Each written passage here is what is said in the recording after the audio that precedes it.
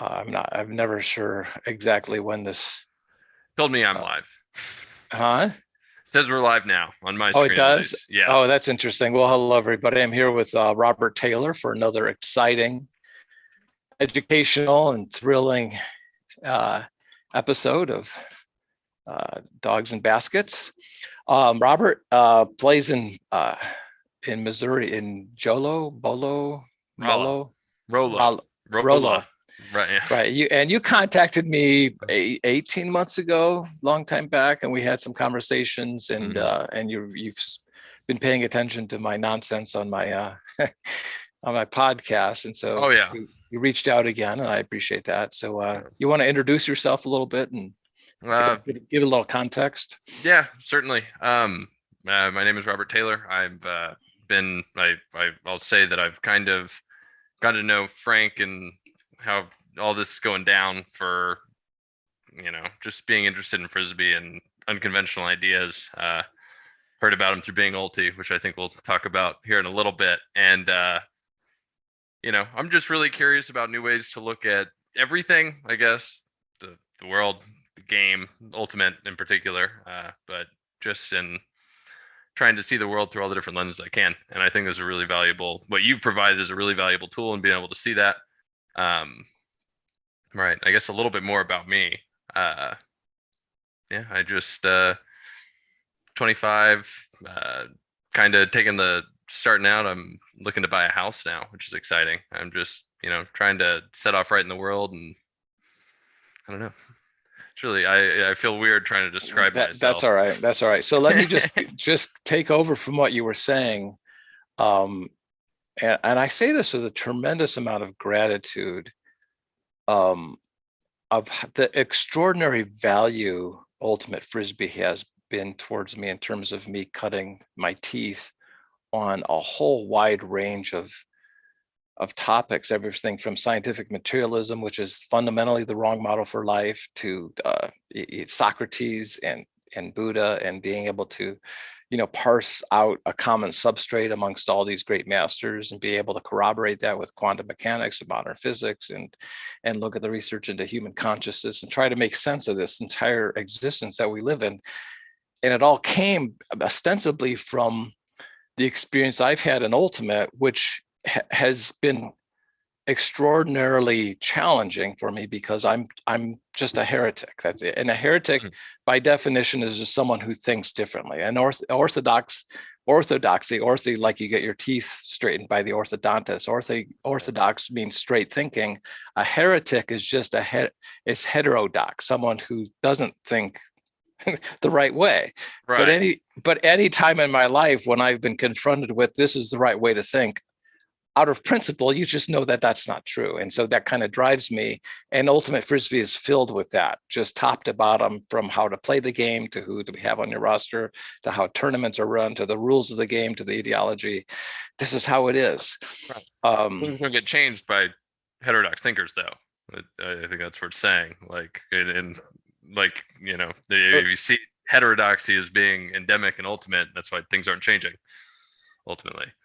And innovation never comes from the middle of the bell curve, ever. Mm-hmm. And Ultimate Frisbee, because it has such a high premium on social intelligence above all else, is nothing but the middle of the bell curve. That's all that's there in Ultimate, except for a few freaks like me who are out there doing stuff that can never really get it to latch on for a wide variety of reasons. And so, like I said, if you watch all my podcasts, and by the way, and I'd love to talk about being ulti and ulti world. I did this video with Joe Wright a few weeks ago, completely eviscerating Ultimate. It was the most savage takedown of the sport ever. The video has been watched maybe 100 times, and it's fucking brilliant. Excuse my language. I agree with that. It was very, very interesting to see some of the points that you've been talking about for months and years, and it's all kind of coming together. And I see it the semifinals of nationals. I'm like, oh, huh, yeah. There's just things happening. You can see motion stop and flow stop, and people looking things off. It's a head scratcher. It really is. It took 45 minutes to break down all the tactical, strategic, and philosophical blunders in the first possession of the game. And by the end of that 45 minutes, Joe and I were kind of hand waving. Okay, you get the point, right? You know, and so I guess what I'm trying to say is ulti. Why is what is ulti world?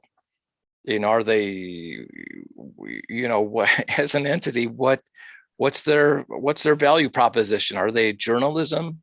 Are they just out to make a profit? Are they a parasitical entity that just latches on to the entity that was ultimate and they get their lifeblood like a mosquito or a leech? Why are they not covering this video that I made? Because it destroys ultimate, but if people watch that video and understand it, it revolutionizes the game. And so it's what I want anybody watching this to do. Hey, write Charlie Eisengood, whatever his name is, Eisenhood, and have them, or Tim Soch, whatever his name is, SCHOCH, and have them cover this. But mostly I've been censored off of being ulti, of course. I've been censored off the AUDL. The AUDL has censored me on Twitter. Greatest player ever, and they've shut me out. I mean, fucking idiots. And excuse my language, but you know, when you know, like I know what I'm talking about. I know what it's like to implement the technology or system that I have, and how dominant it is, and how fun it is. And so I get to talk a little smack because I know what I know. You know, I've been obviously censored off of Reddit. Which is run by a bunch of far left-leaning progressive communists. They think they own the sport. They think they did the sport a favor by banning me. Right. I'm not losing. Like, who loses out there? Is Frank Huguenard losing out by being censored off Reddit? So what I'd like people to do, if they're watching this, that they look at my material. I had on a few weeks ago this guy who grew up Presbyterian and went to Moody's Bible College, and then Wheaton, and then Princeton Theology Institute, and then became an atheist. And we broke down Christianity and had a big debate about it. I had a Christian on a couple of weeks ago to talk about the Nicene Creed and how that's ideological. And there's a wealth of knowledge that I bring to the table. And just spread it, you know, to people watching this. Please post this. DogsAndBaskets.com are all the episodes posted on social media, and try to get the word out, because I mean, let's talk about being ulti for a second. What was your take on the Frank Huguenard week, which turned into 2 days? Right. Yeah. So I can't even remember what year that was. 2017, 2018, 18. Yeah. I'd never even heard of. To be honest, I had never even heard of being ulti on Twitter at all. I was a pretty avid Twitter user. Never heard of pretty avid Ultimate player. Never really knew there was an I never really followed anything relating to Ultimate on Twitter. And one of my friends on my team sent a screenshot. I couldn't even tell you what the tweet was, but it was something outrageous, right? Like, it's got to be. You mean that I had tweeted? Yeah. I know it's unbelievable to think you would say anything outrageous at all, but you did. And there it was. And I was like, man, this sounds interesting. I go on there just to kind of see what's going on, and that's where I was first introduced to what you were talking about, motion offense or dribbling, something like that. How it breaks the game. Like, well, maybe he's full of shit. Who knows? But why not look into it? What's the harm in letting him say what he wants to say? Let me read into it. And I know ultimately it seems like do you know what the tweets were that, like, the nail in the coffin that lost you had the keys stolen from you to the account? So Brian Sherry, who runs Being Ulti, should be drawn and quartered. What he did to the community should be a felony. I mean, it was so wrong on so many levels. So, I live up in the mountains in Boone, North Carolina. I've been out of the scene. Occasionally I'll drop in and look at some stuff, but I haven't really played much in years. And I get this email from Brian Sherry, and I was with you. I had never heard of Being Ulti, and he's like, "Hey, Frank," and this is the week of Natties. right? Right. And that's If what you're everybody was saying. if you're Like, I going can't to believe.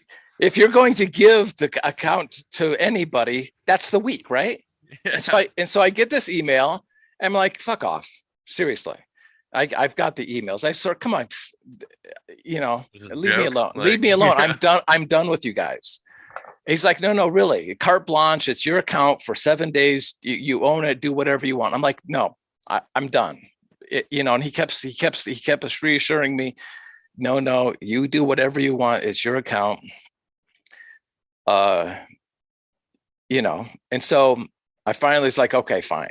And it's like, you can't imagine the number of times I've had the rug ripped out from underneath me, the Lucy Van Pelt pulling the football out from Charlie Brown.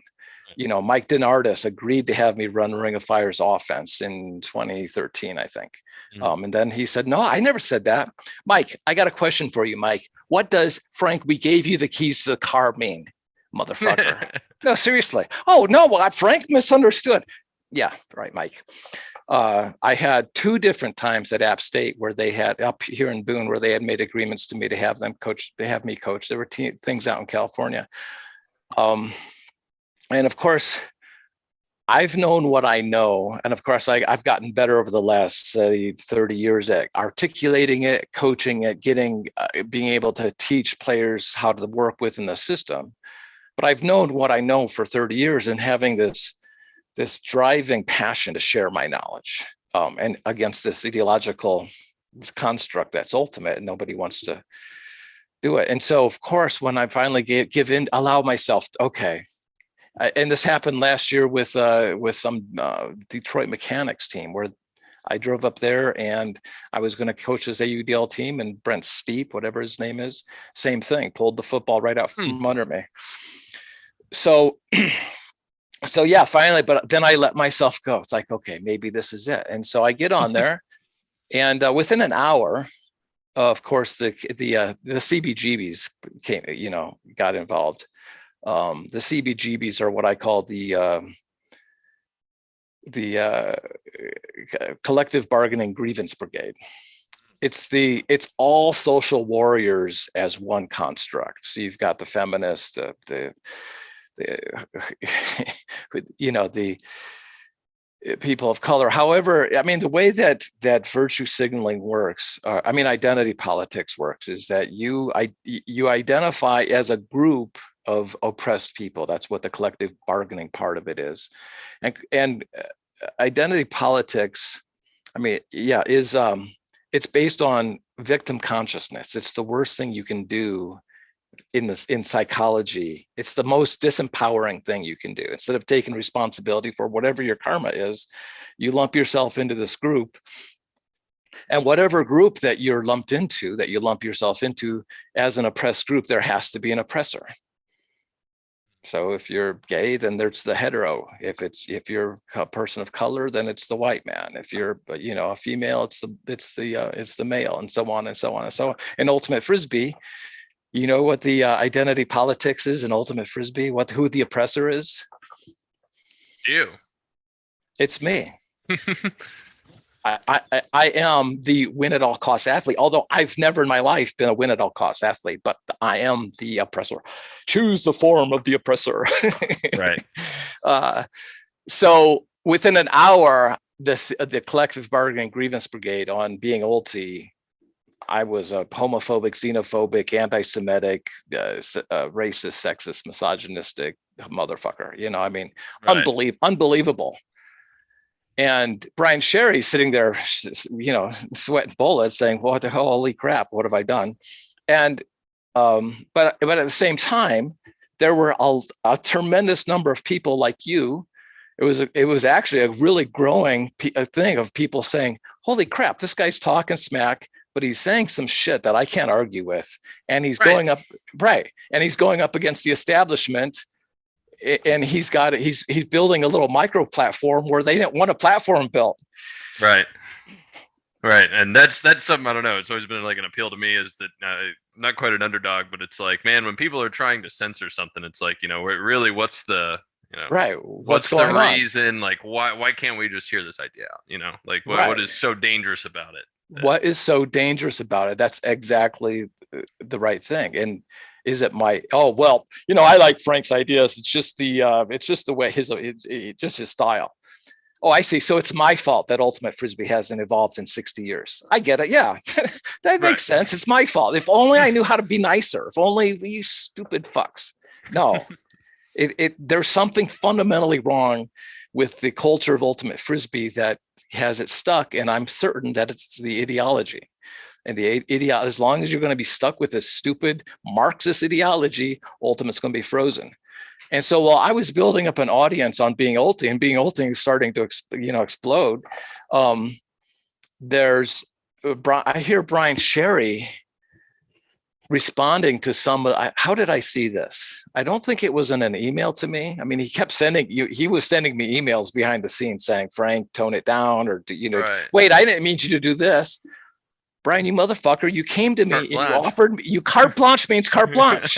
And I didn't do anything that violated any decorum. Yeah. I didn't say anything sexist or homophobic or xenophobic, all that stuff. Right. I was edgy. There's nothing wrong with that. Right. And certainly the CBGBs were after him. Hey, we can't have this guy. This is dangerous. This is against our creed. We're all about spirit of the game. Well, whose spirit are you talking about? That's not my spirit. And in fact, if you're telling me I can't be who I am, who the fuck am I supposed to be? You've completely missed the script on this. Right. Spirit of the game isn't everybody's supposed to think like you, whoever you are. You the karma police? Right. I mean, you're missing the entire point of spirit of the game. Like, you don't understand anything. So eventually, and Brian, I know he was ready to pull the trigger. But I did this routine. I got a bit I can do about driving. But I'll do it. So work with me here. Okay. I drive about 35,000 miles a year. Okay. All right. I buy record albums and stereos, and I have, I just do stuff and I enjoy life.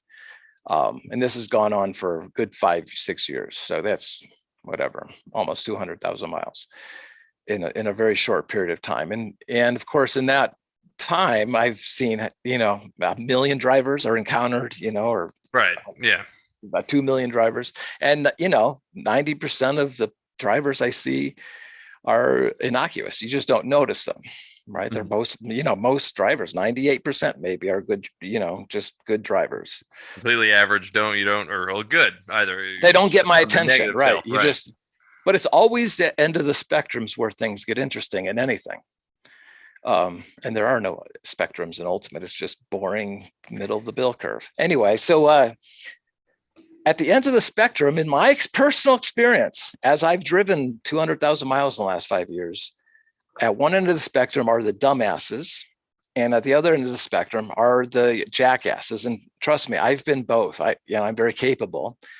But dumbasses, and you probably have your own personal idea of what a dumbass is from your experience. Someone who they're getting on the freeway and they've got a 3/4 mile merge lane that all belongs exclusively to them. And as soon as they're off that exit ramp, they swerve over into the traffic going 45 miles an hour. It's a dumbass, right. Just oblivious to what's happening around them. You pull up to a red light and you want to turn right on red. And the person in front of you has got their butt so far over to the right, you have to sit there and wait because they're oblivious. So they could be 10 foot over to the left and give you room, no problem. Right. Someone with their blinkers on the freeway, or someone going 55 in the fast lane, whatever. There's just dumbasses, right? And you would have your definition, I would have mine, and then jackasses, we all know who those guys are. I can be a jackass as well as anyone. The person who follows too closely, this guy who's going slow in front of you, so you try to pass them on the right, and then they accelerate, then you can't pass them, so you have to pull back in, and they're just dicking around with you. Jackasses. In my personal experience, over the last, certainly over, probably driven a million miles in my life. I'm 62 in a few months. The overwhelming majority of jackasses are guys. All right. It's probably a 90-10 split. And again, you would have your own experience. My personal experience, it's about a 90-10 split. And the percentage of dumbasses are females. And it's about the same split. Maybe there's more dumbasses that are guys than jackasses that are women, but who knows? Who cares? But it's definitely way more than 50-50. The majority of jackasses are men, majority of dumbasses are women. This is my personal experience. And whether people have those same numbers or observations, that's maybe because of different driving patterns. Who cares? That doesn't matter. The point is that scientifically, we know that the distance between the two hemispheres of the brain in humans with a Y chromosome, which is what? Is that a woman or a man? No, is that a woman? Yeah, that's a man. Yes. Right. Mm-hmm. Biological people with a Y chromosome, the hemispheres of the brain are further apart, so they have superior stereoscopic spatial awareness. In general, this is how it is. And of course, there's exceptions, but by and large, that's how it is. So that men can go out and hunt and gather and, take care of the tribe. And then women have, and by the way, this is the punchline here. Women have far superior social and emotional awareness because of the opposite, because the two halves of the brains are closer together. And the point of all this is that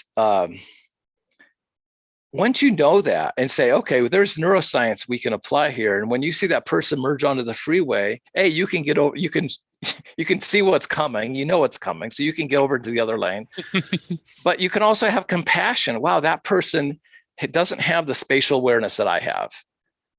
It must be terrifying for them to merge onto the freeway. You have compassion and understanding. Likewise, when a woman sees some dorky guy in a party and doesn't realize, it's not toxic masculinity, that he has poor social awareness because of the same things that give men great qualities and do certain things also makes them more awkward and social, and have compassion.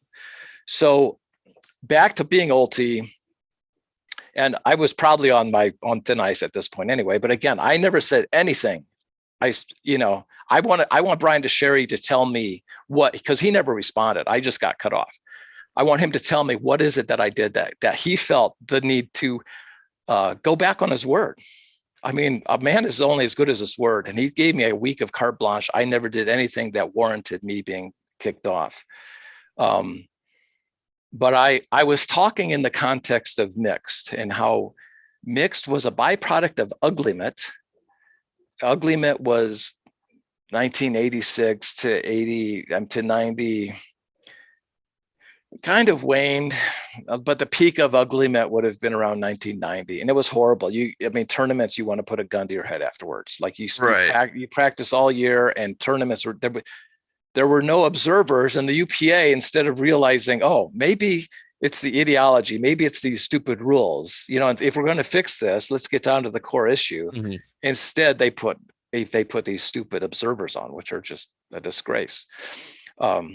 So what was characteristic of the uglymen? I know you've spoken before about someone in the Bay Area where it's just like laying through on every D, like regardless of whether or not, like that was something that was going on around that time. Yeah, that was Santa Barbara. But was it just that one team doing it, or they started it and then you see that was their policy? If you didn't lay out on every D attempt, you got cut. Right. But that to me wasn't, certainly that didn't help. It was egregious against the foundation of the game. And I'd be a great linebacker. You motherfuckers want to play that game. I'm great. Let's do it. But don't completely violate the complete premise and tenet that the game is based on, and cheat in the most blatant and ugly form of cheating, which is playing linebacker in a game that's meant to be non-contact. Right. But the worst part of it was just the bickering and the arguing. Certainly I had my share of going to tournaments and having the tournament director rig the system.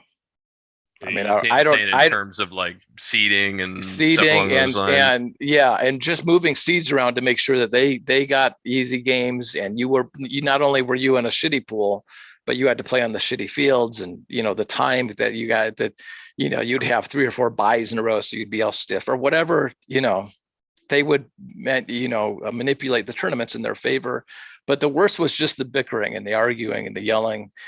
On YouTube, the national championships between New York, and Tsunami is on YouTube from '89.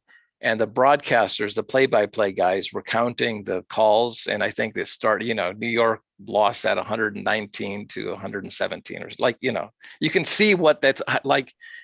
And it turns into a petty calls, but players are taking upon themselves to make makeup calls because they feel like they were unjustly called for something that they did. And the standard of the game also, between when I started in '79 and in the first 4 or 5 years I played, it very quickly devolved. So the standards that we were playing, I still played by what I thought were the rules, but overall the standard got corrupted throughout the entire society culture. And out of that, which could be getting back to being ulti, the ultimate was sort of almost like on life support. No new, it was just ugly, bickering and yelling and fighting and fist fights. And so out of that became mixed, where for guys, who were just turned off by all that, and they weren't the best players, and the mixed players were never the best players, but they went off and started this new division, and they can find some women who'd play on their teams. And I twice in my life, I flattened women on the field who, I'm a big guy and I'm playing like I play, and they're in the wrong place at the wrong time. And as I'm clobbering, I'm like, what the fuck are you doing there? Like no guy would ever be there. What do and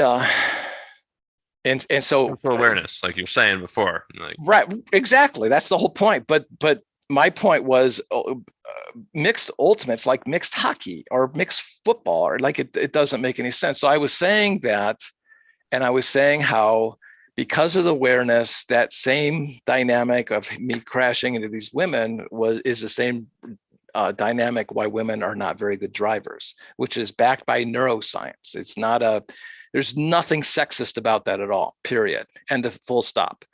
I was on the Boone Classified on Facebook selling something a year ago. And some jackass from Atlanta says, "Oh, aren't you the guy who got kicked off of Twitter for being a sexist?" This is my hometown. Boone's 20,000 people. Nobody knows it. Frank Huguenard in anything other than just part of the community here. Right. And I'm being called a sexist completely baselessly, without any basis. And all the people that are my friends are like, what are you talking about, Frank? Like, that's just a ridiculous accusation. That's not Frank. Who So that was, I think, the final straw. But again, Brian Sherry owes me an apology, and he owes the community apology. And the worst crime he did is he went back and he deleted a bunch of my posts, and he edited some of my posts. Which, wait, how can you edit tweets? You can't do that.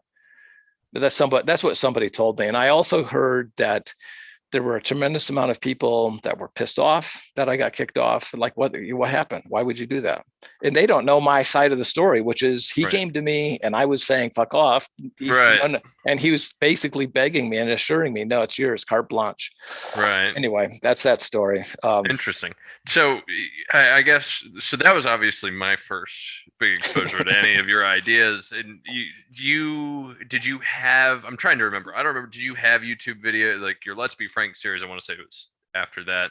Did you have any sort of, like discoops.com, for instance, do you notice any like uptick in traffic after you kind of, went on there and had that platform? I was pretty, I started on a Monday, went all day long, it was exhausting. And I took Tuesday off because I was like, holy crap, this is consuming. It was fun, but man, especially when you start engaging and, right. Not only are you tweeting every hour, you got to deal with all the hate every hour. No. I was on, but see, this is also a part of thing that with RSD and with Reddit, Ultimate, and this is the double standard. Of course, we see this double standard everywhere in society now. But like, wait, you're singling me out for the exact same thing that you guys are doing, except actually you're doing it. I'm not. I'm honest, and I'm saying things that are backed by neuroscience or whatever. And you're the ones engaging in bigotry. Bigotry being the lack of right. Bigotry is defined as the lack of tolerance for non-like-minded thinkers. And the Ultimate Frisbee community, I used to call the UPA, the UBA, the Ultimate Bigots Association, because ultimate is based on bigotry. That's why it can't change. You know, it's based on, it's attracted a demographic that's socialist and communist and Marxist. And anybody who, as we see in society everywhere right now, if you're the slightest bit to the right of you know, far left of Bernie Sanders, you're a Nazi, or you know.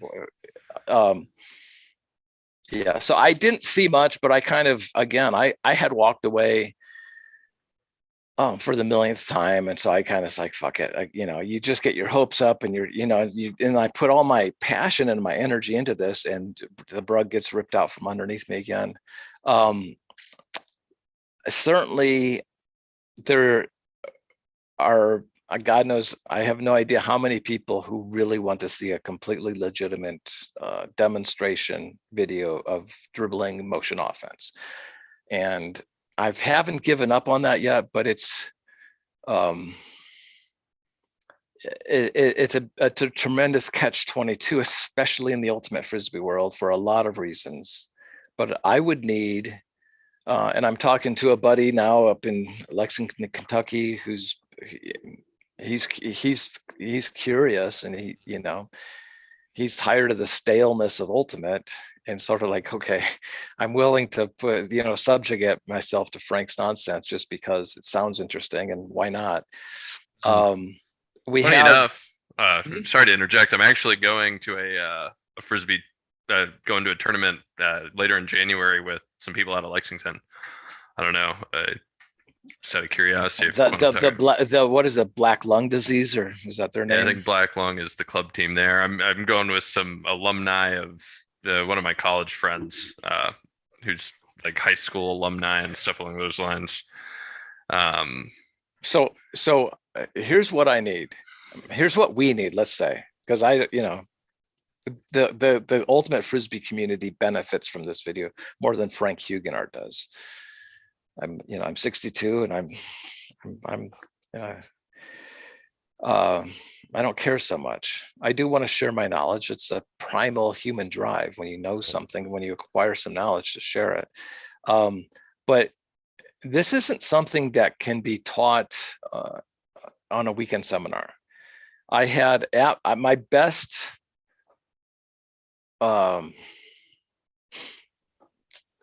attempt in a long time was with App State, the Appalachian State team here in Boone in 2018. It was actually the spring, you know, it was 6-7 months earlier from Brian Sherry doing his number on me,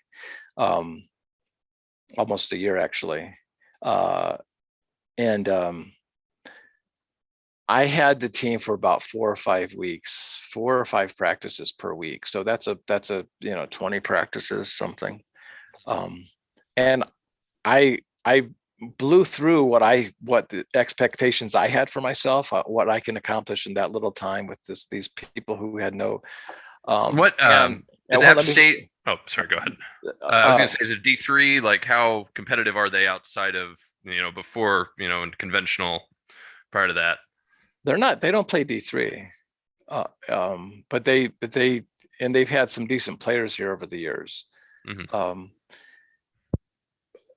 You know, and so I took them to a tournament in Greer. The team captains, Otto and I don't know, this other guy, Matty. Matty's a classic. I don't know, just ultimate loser. You know, the agreement was 3 things: A, that my offense was not a gimmick offense; B, that I was able to teach the offense; and see that it worked against good teams. I crushed it on those 3 standards, and at the end they're like, well, Frank, our team just doesn't respect you. I'm like, I haven't been respected from you motherfuckers in 40 years. Do you think I would actually put my time, energy, and money in investing into this if you had made that a condition? What the hell's wrong with you? But the point is that even after 4 or 5 weeks of intensive, new offense and new concepts and new drills, new throws, I mean, everything, choreography, it's all different. We barely scratched the surface. So in order for that mythical video to be produced, I would need a group of, say, 20 guys who are committed for a good 6 months, who are like, okay, you know what? He's a little rough around the edges, and he's a crusty old man, but I can't argue with anything he's saying. I'm going to, let's see what this looks like. So the catch 22 is in order for me to demonstrate this, so then if the sport can be revolutionized, I need a crew. It's better to put blind faith, and I mean, maybe not blind, but at least put their faith in that you're going to be able to teach them what you're promising, right? Right, and I'm in Boone, so I'm 3 hours from Knoxville, 6 hours from Nashville, 6 hours from Lexington. I would certainly, if somehow, we got together a quorum of people who are like, fuck it, let's, I want to see what this looks like. I see. There's nothing to lose. There's really nothing. There's nothing to lose. Right. I mean, trying to relocate for 6 months might be a little bit difficult, but in terms of like game knowledge, like what's the harm in trying to learn, right? Like worst is it, doesn't work out, and just go back to playing the same ultimate that's been last 60 years, right? So. Well, no, that's not true. I mean, in all, full disclosure, you will be ruined when you learn how to run a stunt move, when you learn how to dribble, when you learn how to do a drop step swim move, when you start applying these, and you start to, I'm disappointed I didn't get very many questions, or any actually, on the Joe Wright video. I can imagine what the questions are, or they're not real questions. They're more like, yeah, this won't work, Frank, because this. And it's like, you don't know. The point is when you start implementing all these, it softens up the defense in such a way that it violates, when that happens, everything you think you know about how to play defense or how to play offense is eviscerated. So my proteges over the years have been kind of ruined, to be honest, because once you know, you can't unknow. Knowledge is like that. You don't unknow knowledge. When and like Socrates says, knowledge is only gained through experience. You can't get knowledge from a book or someone telling you, or watching a video or something. Knowledge is, you have to do it yourself. But anyway, give me 20, 25 guys I would prefer Knoxville. It's central to a shit ton of players. Tennessee, Kentucky, even Cincinnati. I'd be willing to make weekend trips up to Lexington or Nashville. If there was enough people in the region, and in 6 hours, I'm not doing more than 6 hours, twice every weekend. But I would certainly do that, rent a hotel, whatever expense that would be involved with. I'm willing to make that commitment, because I know this destroys everything you guys think you know about Ultimate, and it makes the game 1,000 times more fun, which is the ultimate irony. You guys think it's fun? You think Ultimate's fun? What you guys are doing? Watch the first 45 minutes of Joe Wright's video with me. It's not fun. What part of that is fun? Right. Yeah, I mean, I'm certainly interested, and I'd be curious to see, I don't know exactly how you could go about doing that. Maybe people who are interested send emails, like getting the word out around the Midwest, or around like the Knoxville area. Tell your friends. It would have to be, it probably is not a good idea that it's Frank driven. Right. Yeah, if that makes sense. I mean, if the energy's there, if you build it, I will come. I would love to teach this, but my days of putting energy out after the rug's been ripped out from under me a good 10 solid times in the last 30 years, painfully.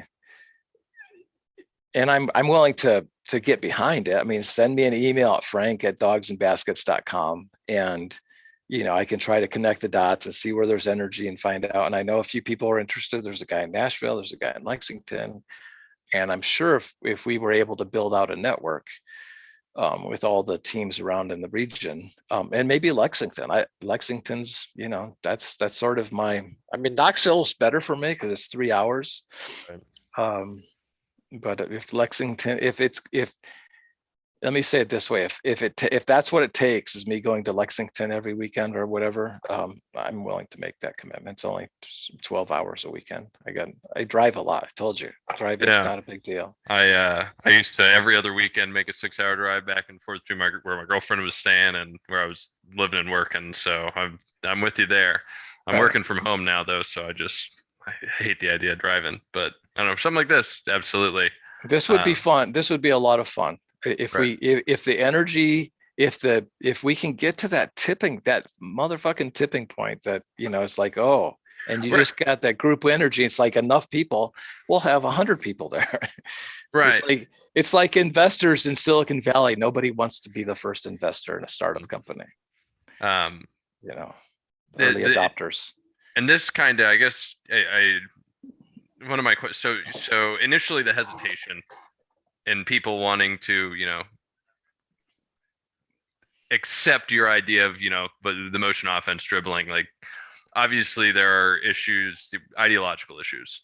Do you see that, what ideological issues? Or where they have an ideological bias where they say, okay, well, you're an outsider, I'm an asshole. Let's not mince words.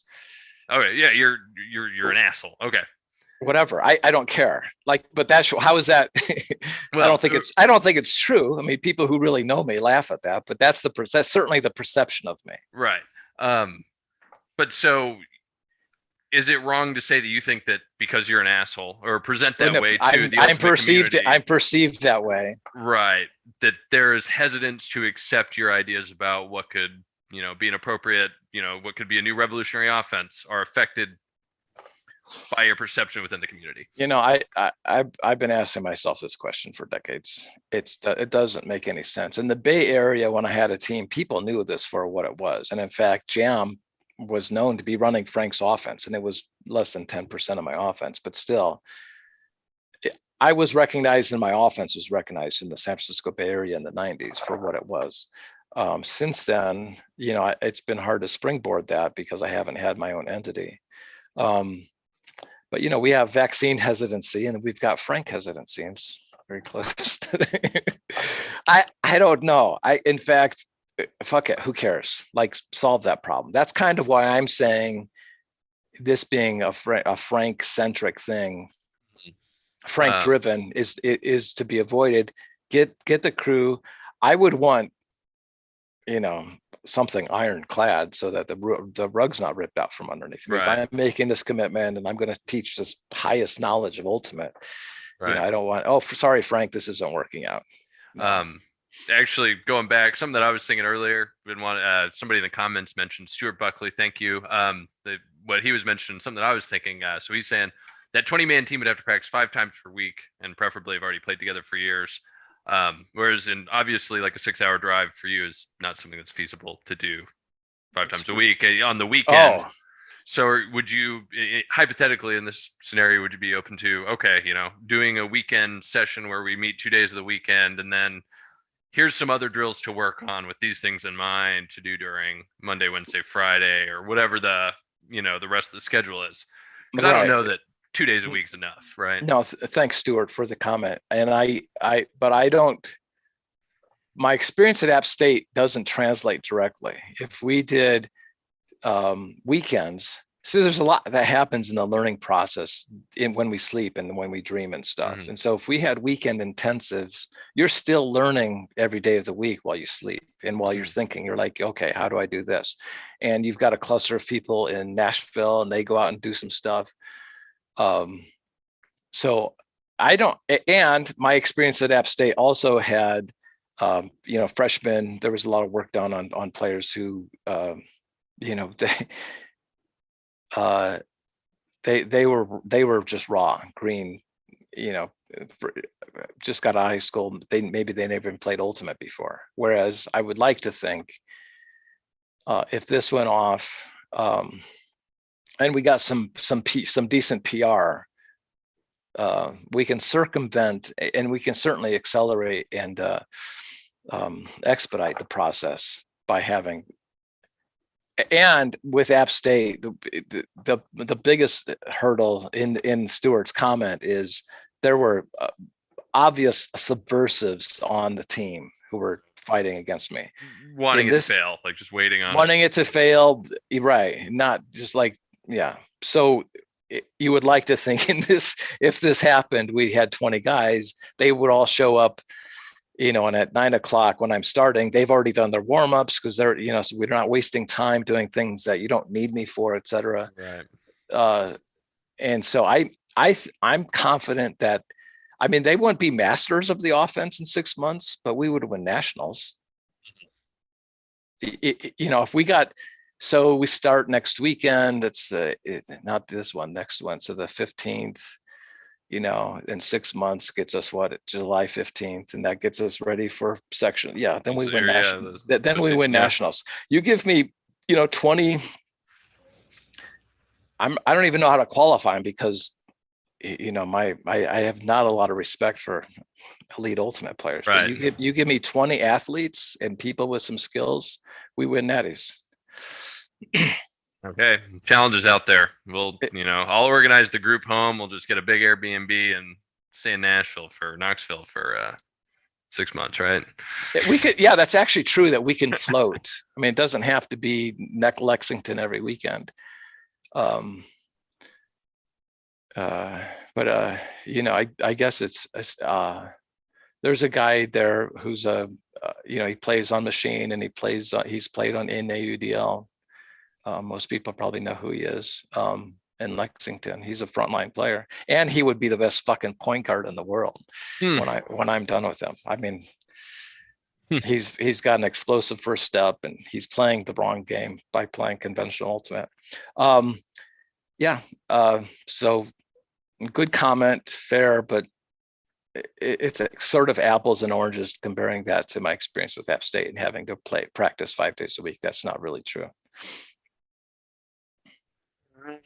See, there have been a couple of comments that I've been trying not to interrupt the flow of conversation too much, but since we are talking about motion offense, and I can also echo the sentiment. So for those who don't know, I was the captain of Supercell, Oklahoma City club team, and made it to regionals, and that's all I'm going to say. There are a lot of issues going around with the summer and attendance and things along those lines, but one of the things, trying to communicate the ideas around a motion offense, and it doesn't even have to be teaching dribbling, but just the ideas of inverting pivots, and I guess it's technically not the motion offense, but things like we discussed years ago about when we discussed a couple of years ago about the zone coverage zone defense, matchup zone defense, things along those lines. It's just, we had a lot of issues that I think made it a little bit harder, but like, what if there are people just trying to take little bits of your ideas that could be plugged into a traditional offense, Player efficiency rating. I've said this once, and I've said it a million times. Look on discoops.com, look up player efficiency rating, have as an intention for yourself to have a PER of 1 or higher, and as your team have a PER of 1 or higher, and your decision-making process will automatically dictate a motion offense. You won't have a choice. Now, the player efficiency rating, I've got sort of 2 versions of it. There's kind of an easy one. The full player efficiency rating includes not only your efficiency, but you factor in the efficiency, one level of indirection. So, right.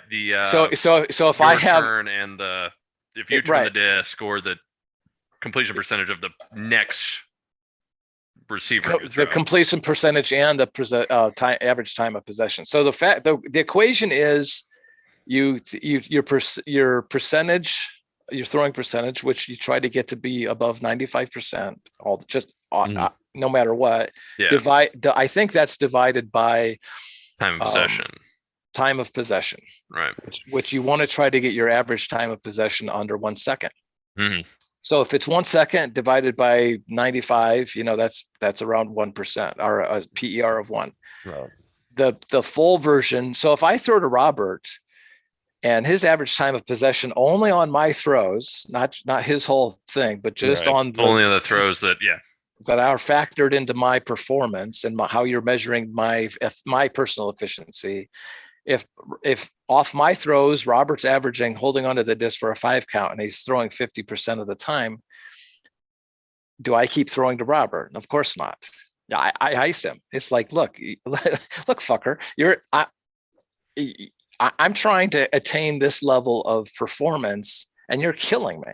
You're not getting the disc from me until you understand that we're on a team and we're on the same page and we're changing the values that you have to efficiency, balance.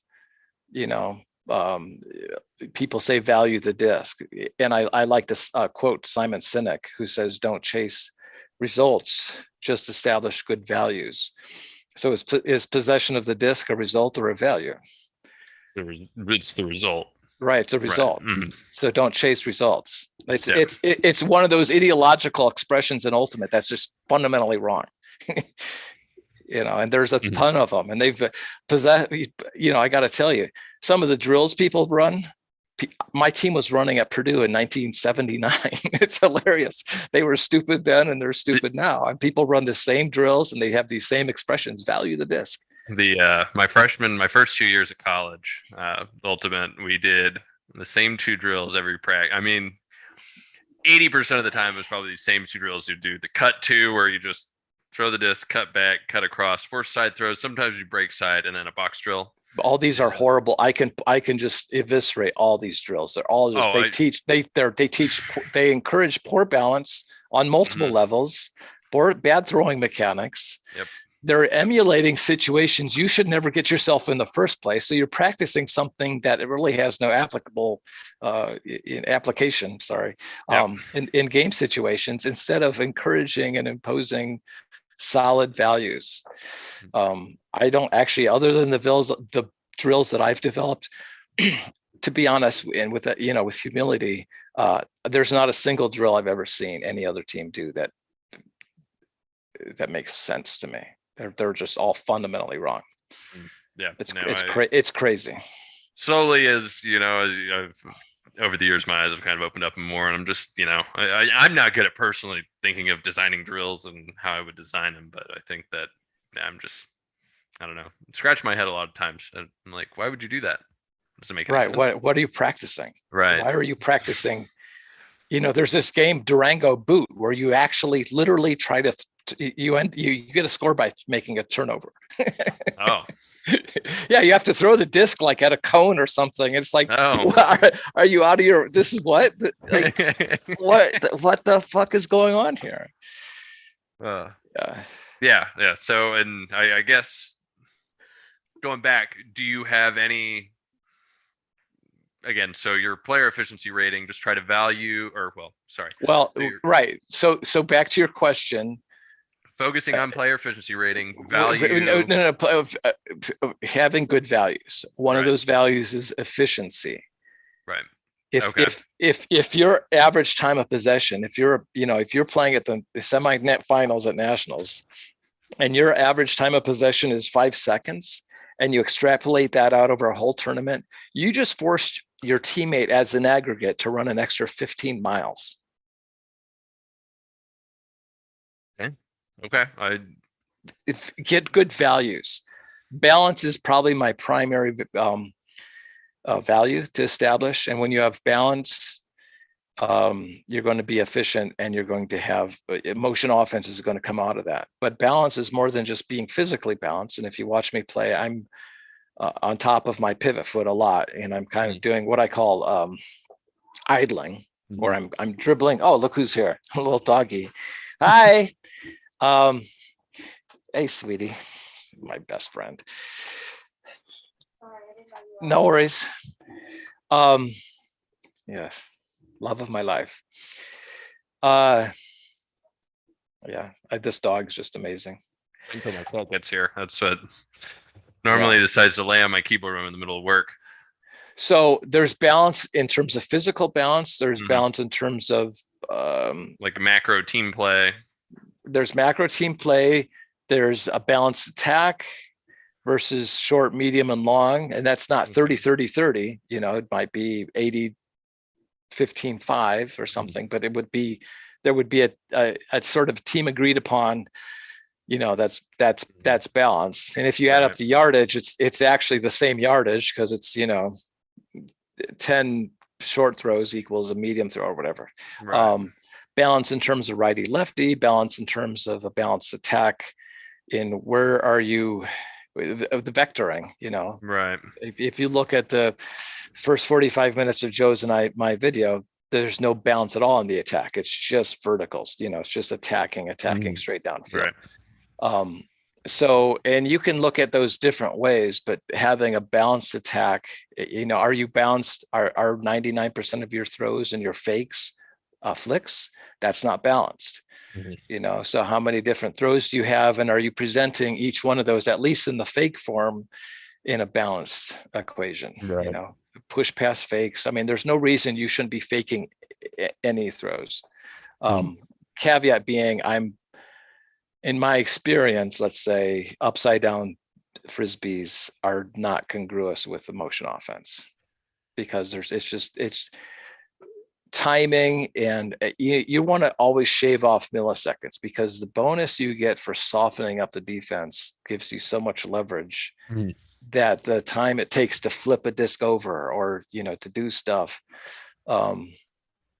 and certainly a upside down disc doesn't give you the same flight characteristics and float and dynamics as something as predictable as you might need to as it was designed move.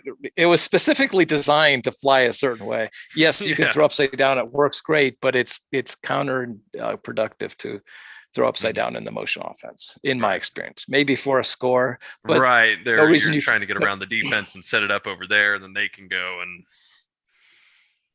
maybe. They're good placement shots. They're like like, you know, like you can target, and somehow they're very effective. But in the motion itself, because on a score, obviously the motion offense is dead one way or the other. So and that's pretty reasonable, I guess. A great communication of those ideas. I mean, I guess it's just like, and if you knew, we wouldn't have this problem, right? I would say, how do you communicate that to other people?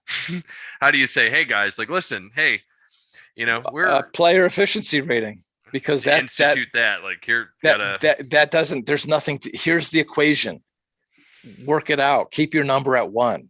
However you want to do it, it's empowering, because you say, look, I don't give a fuck if you do however you do it, figure a way out.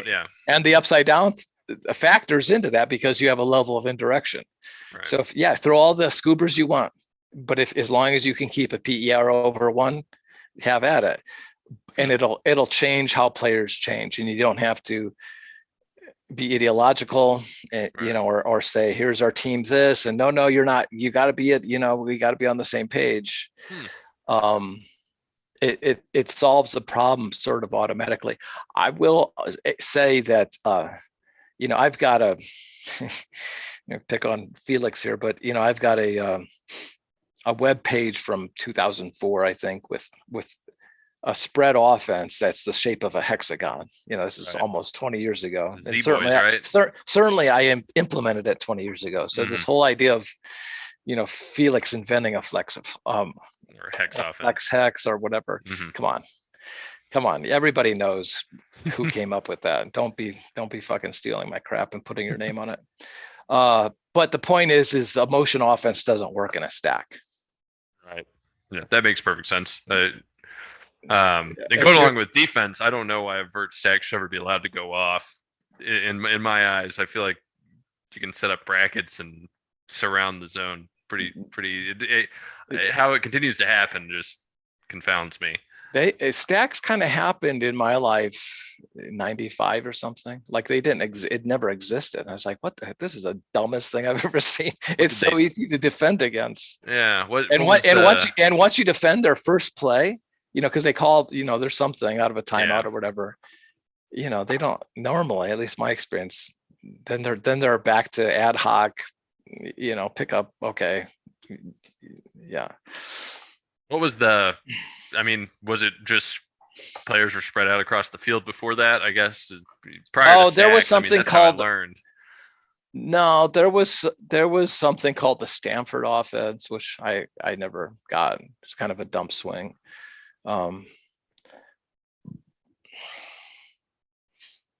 There was in the when I started, it was basically a 3-2-2 offense. 3 handlers, 2 middles, and two deeps. No cutters. The idea that there's actually a position in ultimate Frisbee called a cutter is an insult to anybody who's a cutter. It's the dumbest name for a position. Like what I'm a hopper. I'm a jumper. I'm a cutter. I'm a diver. Like it's not a position. Yeah. It's a description of a particular activity. Right. I started something in the mid 80s that was a 2-3-2 offense, which was actually the harbinger of the Predecessor to, I was going to say the proto heterodox of the motion offense, which was having three middles that were now in my offense. In fact, this diagram in the mid 2000s, 2003, 4, even earlier, there's one middle, just what I call a center post, which is like a post-up player in basketball. They don't run a lot, and the disc, they just facilitate. You can see Draymond Green as a center post in my offense. Just someone who's not scoring a lot. He's just trying to make everybody else around him better. Someone who's got great vision. Someone who's big enough, like a linebacker dude, who can seal. And when he seals and then he doesn't get the disc, and then they come back and in between him and the disc, and he starts to go out and extend the offense a little more. And then as soon as they go back, then he seals again. Right. This is the quintessential center post. So, as we're kind of describing this offense, I guess this is also another really good seg into like how these players are moving within regards to, you've got your hexagon setup, right? You've got your center post. How are they moving on the field to try to get it's not much of a hexagon anymore. So you're trying to maximize the number of triangles. Like we've had this, you're trying to maximize the number of triangles you've got, kind of similar to like Chicago Bulls Tex winner. Yeah. That's all. I've had to figure this out. I've had to reverse engineer my own mind. You know what I'm saying? Like I figured this out in the 90s, and it was just me doing my thing. And it's like, okay, how do I? And then basketball started making a lot of sense, and understanding triple threat. It's like, oh, that works. Calling this dribbling instead of what I used to call it, because it's not fair on anybody to call it give and go. That's not what it is. This is a point guard driven offense. All right. I'm a point guard. Like Ultimate is filled with a whole bunch of wannabe quarterbacks who don't want to be tackled by a linebacker. They're not even playing flag football, which is for pussies. You can't even tackle players in Ultimate Frisbee, but they want to play quarterback without a linebacker trying to kill them. It's kind of a bunch of pussies. That's an insult to pussies everywhere, but so instead of playing quarterback, you want to play point guard, and point guard's the best position, bar none. I mean, the center post. Give me a Draymond Green. He's a integral part of this offense. But the point guard is what you want to be. It's a lot of fun. It's creative. It's dynamic. It's powerful. It's graceful. You're the point guard, like on a basketball team.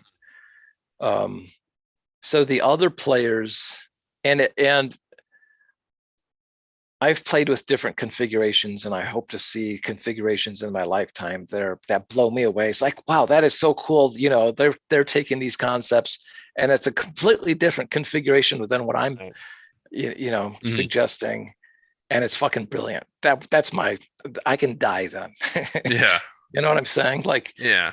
I mean, I saw that sometimes in disc hoops where players were, Ian Ranahan was doing shit. And I was like, and this is my game. And he's taking it to a level I never even dreamed of. I would love to see that people do that. But in my system, the point guard's job, when I step on the field, and by the way, I have tomorrow, I think I have a adaptive motion trainer elliptical coming. So I've hired a trainer, and I've lost 10 pounds. I might have a little gas left in the tank after all. Yeah. So wonderful. That would, I haven't been able to run in a long time, like many years, like really run.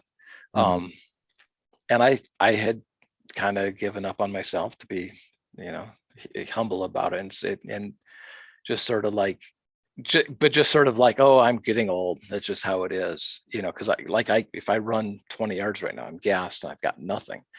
But I've lost some weight, and I got a trainer, and I'm like, wait a second, I feel like someone who's a quadriplegic, who's got a spinal cord injury, they're learning how to walk. I feel like that because, I'm just, the trainer's going so slow and steady, and, and building up conditioning and stuff. But when I step on the field, I'm evaluating, like the algorithm. It'd be nice to take this algorithm and right. Let me just and just boom, do a Vulcan mind meld. Right. But I'm looking at, okay, and sometimes I'll see something, 5 throws, 15 cuts, 18 different defensive things all in my head, and then it'll get all executed. But I come to the line and I'm saying, okay, where's the defense vulnerable? How can I penetrate? How can the triple threat dribbling, and you understand triple threat? Absolutely. Yep. We can cover real quickly. I understand for the purpose of our conversation, but right. You've got for those who don't know, let me go ahead and try to explain it. You've got coming from basketball, you can either pass, score, or dribble. Basketball, you lose the ability to dribble after you've done it once, but then Frisbee, it's always an available, or most of the time it's an available option, right? And what is the implication? What is the player who's a point guard who understands the philosophical principle of the triple threat? What advantage does he have over the identical player, same skill set and everything, who doesn't understand the implication of triple threat? Well, he understands that he can use it to leverage the defense. He realizes that the other player doesn't realize they've got maybe not a third option, right? They think they can pass and score. Right. But it's all leverage. Mm-hmm. In other words, if and let me just hijack this. If we're playing basketball and you're dribbling and I'm covering you, and you pick up the basketball, that means I can cover you tighter, right? Because you only have 2 threats instead of 3. So the inverse of that is that when you have all 3 threats, you've got more leverage over the defender than you do when you only have 2 threats. In ultimate, you always have 3 threats. And the amount of leverage you have is extraordinary. And there's not a single player on the planet besides Frank Hugenhardt who really understands this and applies it and appreciates it and knows the truth of it. So especially, I was going to say defenses, like particularly unless defense, this becomes widespread enough, defenses can be able to play better around it. I mean, certainly having 3 threats over the 2 is beneficial. If you look in the NBA, does it matter if Steph Curry ever picks up the basketball? No. Right. So because he knows he always has that leverage anyway. I mean, sometimes they'll double team him, or some teams or some schemes. The Suns played Curry, I think 2 times ago. It was the game before Christmas, and they figured out a scheme. Then they attacked Curry in that game, and he had a horrible game, and they shut him down. But then he'll go back and look at the game film, and next time he played, which was on Christmas, he was able to circumvent whatever adjustment that they made. But certainly in the modern day basketball game, certainly in college, single A, the triple threat principle is still intact, but you could almost steal this from Ultimate and put it back in basketball, that you can use a pass as a dribble in basketball, which is what Steph Curry does. He stole my ideas. Okay. That's not true. That's not, I'm just being funny. Right. But yeah, so you see how he's penetrating a lot now, or Kyrie Irving or whomever, Right. Ja Morant. So the three options in basketball are actually shoot, pass, or penetrate, not necessarily dribble. Dribbling's the easiest, obvious way of penetrating, but if you can penetrate by passing and getting the ball back or some other way, it's the same principle. In any way, in Ultimate, you are always a triple threat. So I'm looking when I come to the line. So and I'm trying to answer your question from like 2 hours ago. What are the other players doing while I'm doing this? Right. So you're looking out of the field now. You're trying to evaluate your options. Like, you've got players in front of you that you're looking at how the defense is positioned, how. Right. Is my Draymond Green being faced, and so he's been eliminated? Ideally I have two players behind me. Again, this goes back to balance. Any team that's running an offense where 5 or 6 players are upfield, that's not balanced. Yeah. And I prefer to have at least 2 players, a flanker and another player. At least 3 players on the field at all times should be point guard compatible. Right. Have the handles, so to say, have the ability to dribble and at that level. The vision and the understanding of the triple threat. Right. The handles, if handles means all that, yes. No, I meant in terms when they say basketball handle, like having good hand, right, being skilled at dribbling. But I think a lot of people would say handles in basketball implies vision, and implies field sense. But yeah, it should encompass, having 3 point guard ready players on the field, 1 primary, 1 secondary, and then people who are able to take over until a primary or secondary can get the disc back. And then I have 2 flankers and 2 forwards. The configuration of what they're doing is going to be different depending on who you're playing and what your game plan is. But most everybody out there is intended to facilitate dribbling, not the dribbler. They're there to facilitate dribbling, which is this amorphous entity that exists, that transcends the team. If that makes sense. Right. Putting dribbling ahead of your own personal stats, not the dribbler, but dribbling itself, because dribbling itself kills the you guys are going to understand here in a few years, if this ever takes off, that you'll all quit playing Ultimate, because ultimately it's a dumb game. Once you understand how much leverage, I mean, the rules need to be overhauled, and dribbling proves that. Anyway, hopefully that gives you a better idea of what the other players are doing. They're there to facilitate, and they're not moving very much. This is a very efficient offense. It's the 1 or 2 guys who are doing the lion's share of the motion and the effort. And that way, when I run a play action pass or a pick and roll or something else where I'm handing off the responsibility of being the dribbler to someone else and I get a rest, then that person's doing the heavy lifting for some time. And then someone else is doing heavy lifting, if that makes sense. Right. Yeah, I guess. Okay. So everything you're saying is making sense. And I think for me, just try to explain it to somebody. So say you've got your 2 forwards, your 2 flankers. There is a defender between a direct path between you and the other 6 players on the field. Either, it's your mark. Great. Or awesome. All right. Perfect. Right. So that's retarded.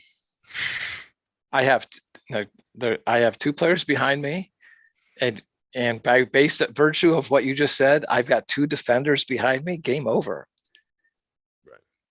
You don't want to be a defender and be behind Frank Huguenot. You're crushed. You're toast. Right. Because then I've got backdoor passes up the sidelines to both of those guys that are being faced Where behind they the can't disc. see. Right. Yes. They Where can't the see. defenders can't see. Right. Right. Okay. And I can throw those throws all day long. Okay. Yeah. That's And fair. so Okay. and all I have to do that is one time, unless their team's really dumb and they do. It takes a few times. It's like, come on, okay, fine. You want it again? Okay, Right. all right. Boy, I sure hope they don't play that defense again. Here you go. And eventually, they realize how dumb that is. Behind the line of scrimmage, you want to just. I mean, the best thing to do is just play soft and as a defender, kind of. I mean, if my flanker is 10 yards behind me, you can be like 5 and still be behind the line of scrimmage. But even then, if you give that much separation, I'm going to run a negative dribble. Right. Like I dribble, there's no, I don't value field location is not a value in my system. Mhm.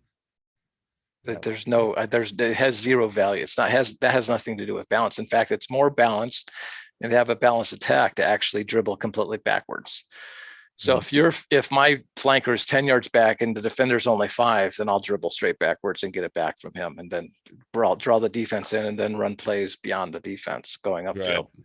Yeah, no, I understand that, because I just using some of my own experience. I like horizontal motion a lot, drawing the defense to go towards one sideline and then just turning around and getting it back out the other side. Like, right, just trying to draw them into one. Yeah, I understand that in terms of a balanced attack. What you're describing to me is sort of like the half pipe in Ultimate, where I'm just dribbling and I'm kind of, I bring him this way and then I bring him this way. And there's a certain skill to not getting too much separation. Right. You don't want him to be too demoralized and give up. Dang right in front like a carrot and a horse. Which is actually ultimately way more demoralizing. but you want to just like, come on, okay, here we go. And then you run a play action or a counter or any number of plays, and you just taking that. You're trying to amplify the separation and the advantage. Advantage I value. You always look to advantage as a value. And you want to amplify that, but you don't want to amplify the advantage too much. You want to just have like a nice little delicious separation, and that's the best. Okay, yeah, I think I can get with you there. I think that pretty well answers my question about that. Yeah, that's great. Yeah, so do you think that there is going back to the ideologies, and do you think that the ideology of Ultimate, where we're saying communist, socialist, this, that, and the other, there's no this, that, and the other. It's Marxist. It's Marxist. Okay, Marxist. Okay, there we go. And if people are shocked at that or incredulous, even worse, watch episode 3. Go to DogsAndBaskets.com. Watch episode 3 with Matthew Arrett, who's an expert on ideologies and the history of ideological development over the last 400 years. And I kind of threw him a curveball, but I read through the first 3 paragraphs of the rules, which has been in place. It was most recently rewritten a little bit, but it's still the same shit. But it was written in 1975. And he torched it, and he's like, this is pure Marxism, and this is a recipe for systemic mediocrity, which is what I've been saying for decades. And certainly in my episode with Joe Wright, that's the whole point of what that first 45 minutes was, is this is unbelievably mediocre. This is the world championships, and this is it. This is the best you guys got after 53 years. This is awful. And but ideologically, so let's not this, that, and the other. It's Marxism. It's Marxism. Okay, Marxism. Okay, I just want to use a term that we can both agree on. So something you said there that kind of leads me into my next question. Okay, so it's a sport centered around mediocrity and not necessarily inspiring people to be the best players. But would you say that at a certain level, like, on every team I've played with, necessarily say win at all costs, but they wanted to win, right? They want to be better. within whatever framework it is, the standard conventional ultimate, right? They want to be better. So if you were to say, come and take this group of 20 people, teach them how to play the motion offense, we were to go to nationals, right? Yeah. And the other teams and nobody has a choice but to see it now. Everybody sees it. It's on YouTube. Everybody's playing against the best players. And Charlie Eisenweiser is doing articles on it. Right. They got no choice. Right. Do you think that the sport would still be hesitant to adopt those ideas? Just because you're the pariah. Is that? I understand their hesitance to adopt them now. Frank Sinatra has this great expression. It's probably not his, but it's attributed to Frank. What is it? Something along the lines of the best form of revenge is success on a massive scale. I mean, would I like to be vindicated? I mean, you have no idea the amount of pain and anguish that the community has caused me the last 40 years.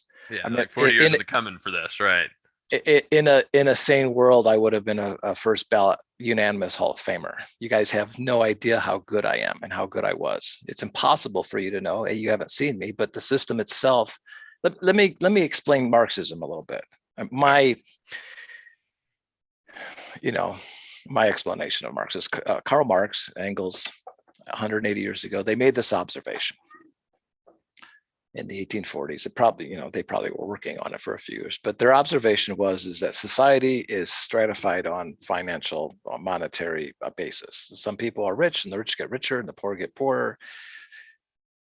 Who's going to argue with that observation? I think it's factually true. It's right. Of course it is. Yeah, this is right. Right. Yes. And so then they came up with a bullshit theory of why it's stratified, which has been debunked. It was almost debunked immediately. It's not the basis for their entire Communist Manifesto was a bullshit ideological belief that was just pure ideology. And just to clarify, so what is like the central tenet that that they're getting at there? That what is the cause? I've seen it where you can just do random statistical, like you can just do a random like Brownian walk over time, and like just you see greater income inequality, like it just happens. But what was their conclusion that they say is responsible for?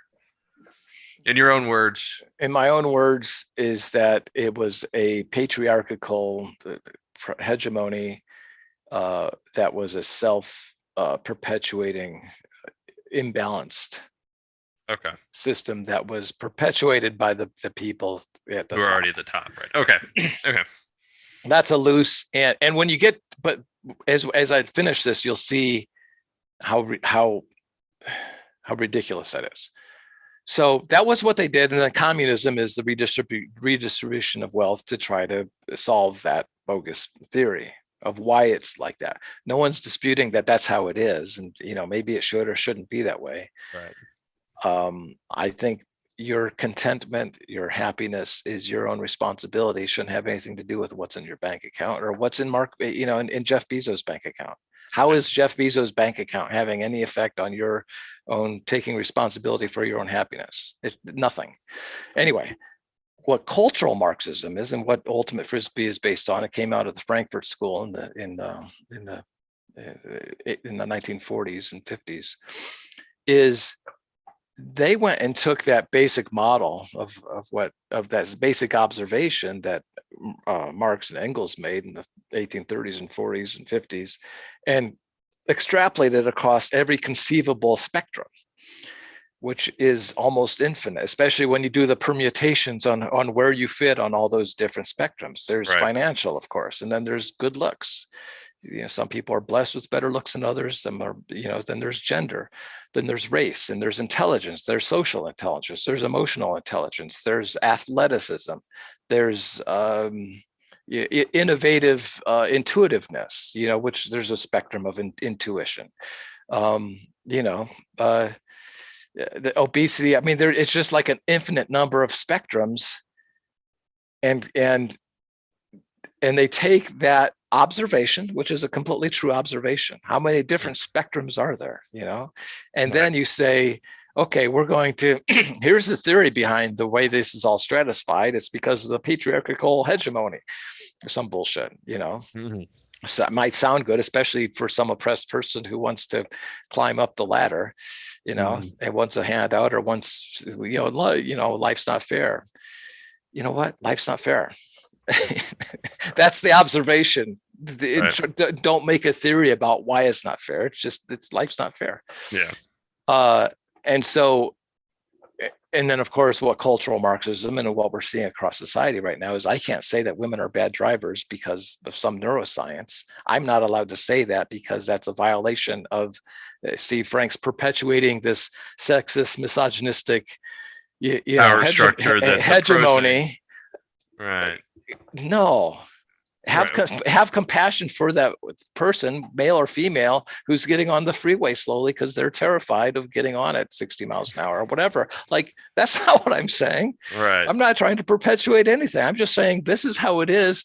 Can't we be more compassionate towards each other when we actually stop trying to be equal? And how not only disempowering, aren't you not setting people up for failure, expecting them to be equal when they're not? And what ultimate Frisbee does and what cultural Marxism does.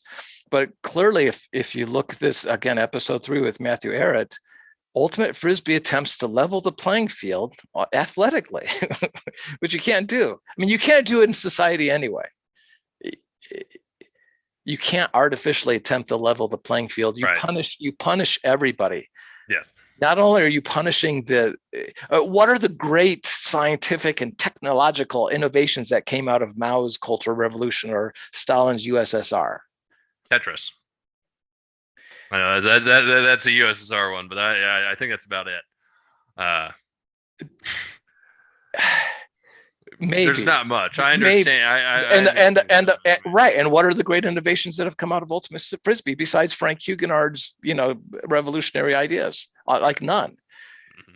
So cultural Marxism suppresses and oppresses in attempting to level the playing field. They're flipping the script on identity politics, and they're oppressing the great, the excellent, the overachievers in order to make it fair for everybody. But they're also punishing all the underachievers by coddling them instead of having them, earn it.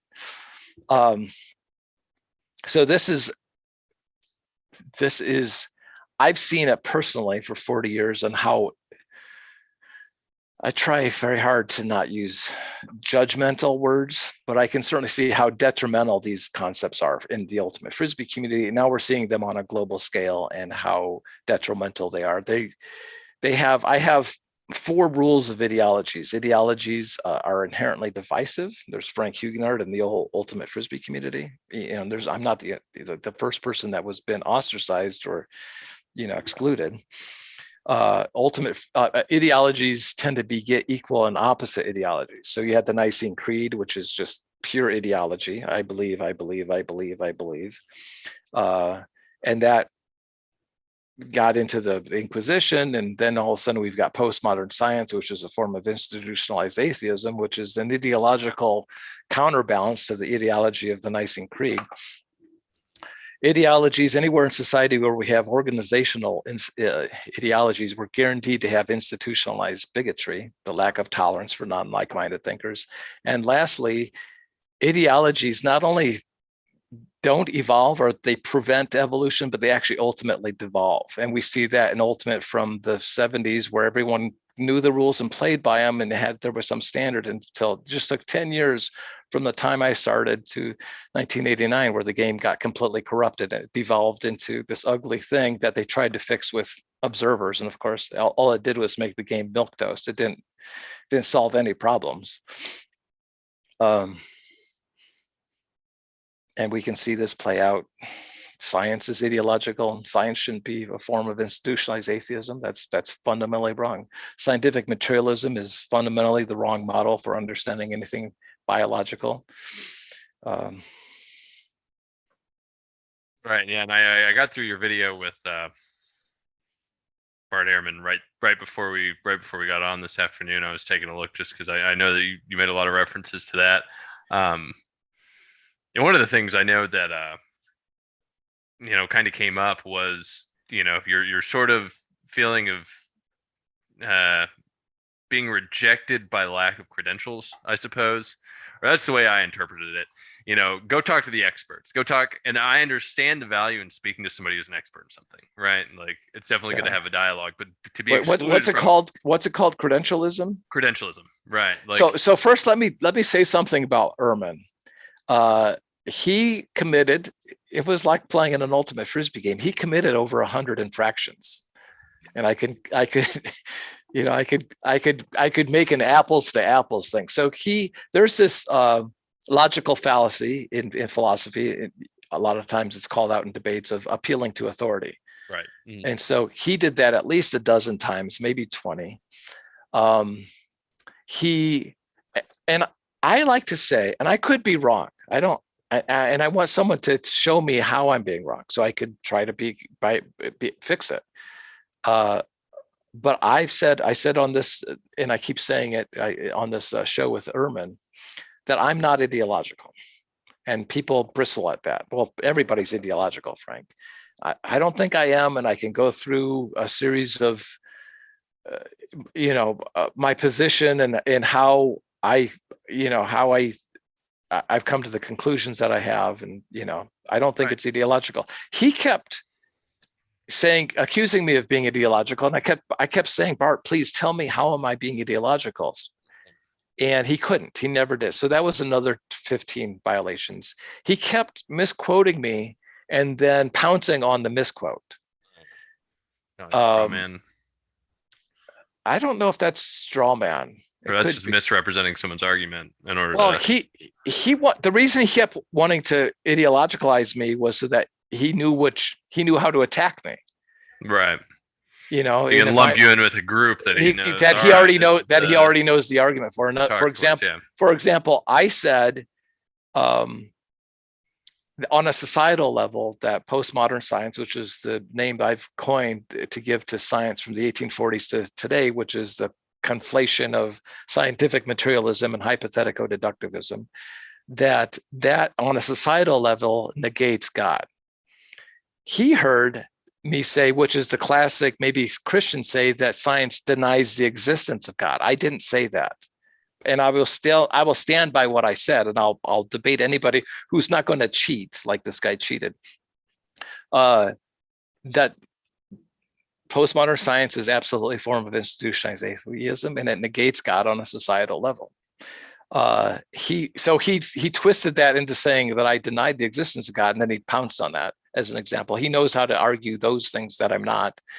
And lastly, he used his ideology to defend his ideology about 60 or 70 times, which is circular argument. He would defend materialism with the materialism, or defend hypothetico-deductivism with hypothetico-deductivism. So he cheated 100 times, which is like playing it against an ultimate player who's traveling, Jimmy Mickle, like playing against Jimmy Mickle, traveling every time he gets the disc. Like, what is this? If you take out those 100 violations, I'm off the floor with him. But unfortunately, for the untrained eye who doesn't know about the logical fallacy of appealing to authority, et cetera, it might look like a draw. As far as credentialism, certainly ultimate Frisbee has been based on this. And I was going to say, so do people not take you seriously? Surely if you had the good ideas, you'd be coaching a team right now, or you'd have a national championship under your belt or whatever. Absolutely. And the funny thing is every single pioneer in whatever field in the history of the world didn't have the credentials in what he pioneered. Right. Yeah. Yeah. And I think a lot about, when I think about credentialism, I think of cancel culture. And when you think of cancel culture, you think of Jesus and you think of Socrates and Frank Huguenard. Yeah. Okay. Right. I mean, why was Socrates executed? The charges they were brought up on, might as well have been misogynistic, sexist, blah, blah, blah. It was for corrupting the minds of the youth. By making them ask questions. by but with what intention? The reason he was teaching them to question what they were being told was to de-ideologicalize them. And so they canceled him. Here, drink this glass of it's some wine, hemlock, or whatever, and Jesus, same thing. Jesus was a heretic. They canceled him. So cancel culture has been around since the dawn of man. And I'm not comparing myself to Socrates and Jesus. I'm comparing the people who canceled those guys with the people that canceled me. It's a phenomena that has gone on. And credentialism is just a tool in the toolbox of the cancel culture. It's interesting. I think there are times when it's appropriate to use. So, for instance, like, I guess maybe it's because we're discussing what happens at the tail. So I go to a school with a whole bunch of students who are studying to be engineers, right? Like, I wouldn't want somebody without the proper credentials of having studied engineering, having their engineering certificates to build a building that to build a bridge that I'm about to go drive across. It's like, okay, maybe it's appropriate that person is properly credentialed. Agreed. I agree completely, but we see it. There is a word called credentialism, and the inference behind that word is that it's inappropriately used, I guess, it's detrimental. Right. It's a form of closed-mindedness. It's definitely it's like when you see it, you look for the ideology behind it, because it's always going to be, when anyone is using credentialism, there's an ideological basis for it. Guaranteed. That may sound ideological, but I don't think it is. And I think what we're seeing in society right now is Socrates is rolling over in his grave. I gave this kid Neil Viswanath a ride to the airport on a couple days ago from Boone to Charlotte. And I've known this kid since he's 5, and he's halfway through his medical degree at Brown, I guess. Brilliant kid. Absolute inability of critical thought at all. And this is endemic in our society right now. And I was talking about COVID and some of the work of Robert Monroe or Peter McAuliffe and these guys that have been on Joe Rogan, and how there's all this. If you do, a part of the issue with Western thought, when I look at it, is we like to take things in isolation, and you look at, well, why isn't Frank, and then you pick that apart instead of taking the 30,000 foot view and doing a meta analysis. And when you start to holistically look at everything surrounding COVID, and you drop your biases and you question, which is the basis of Socratic method, is saying, wait, is this true? That's just the most basic question you can ask. Wait, is it this? And the more you don't even have to arrive at, no, it's not true. As long as you start arriving at, maybe this isn't true, as you look at this entire COVID thing, and that maybe this isn't true leads to another one, and another one. You start looking at holistically, and you're like, wait a second. As a whole, there's a lot of this that just doesn't make any sense, and the things that we're being told, and there's these emails that prove this guy was being, that there was some intention here. And in talking to this kid on the way to the airport, he just flinged off. I mean, what's a good way of saying brushed off, disregarded. He did it in a respectful, courteous way. He wasn't rude. It was more of his own mental deflecting, like a cognitive dissonance sort of thing, where he's presented with information that would be contradictory to his I don't know if I got that far. Okay. It was almost like there's this firewall up that he has answers to, and he had an answer for everything. It was just, there were cliche answers that you could hear from anybody. You hear on the CNN or NBC or whatever the. No, I would say it would be if I had that conversation with any number of people who are just in society. I wouldn't say there's a source of it. It just be that they would say, that's this. and it's a huge issue right now in our society where, and part of this, I believe, is people are just so busy with so much stuff, and maybe that's their time is consumed on social media, so they don't have any spare time. But people don't have time to look outside their own, whatever their expertise is. And their expertise may be they're an expert at being an influencer or some shit. My son's a professional gamer, so that's his expertise. So they have to defer to the experts. And that's a huge problem because, come on, people, there's no way Biden won the election. Like, how can you possibly, right. It's so ridiculous. How can you possibly, what's wrong with you? How can you be, why can't you look at, it's so blatant what they did. How are you not able to see this? And there's no Socratic thought at all. There's no critical thinking. Critical thinking is defined it's a methodology of holistically looking at, doing a meta-analysis and having conversations to question your own beliefs. Right. And we've got an entire generation, if not two, that's completely devoid of the ability to do critical thinking. And the credentialism is certainly part of that. And I've been confronted with it my entire life where, in Silicon Valley, I was a fucking awesome software engineer, but I didn't have the credentials. And the people with credentials I knew from Stanford or Berkeley, they couldn't program themselves out of a paper bag. Yeah. But they had the credentials. Like, okay, right. Whatever. So I guess this is a question. I like to think a question.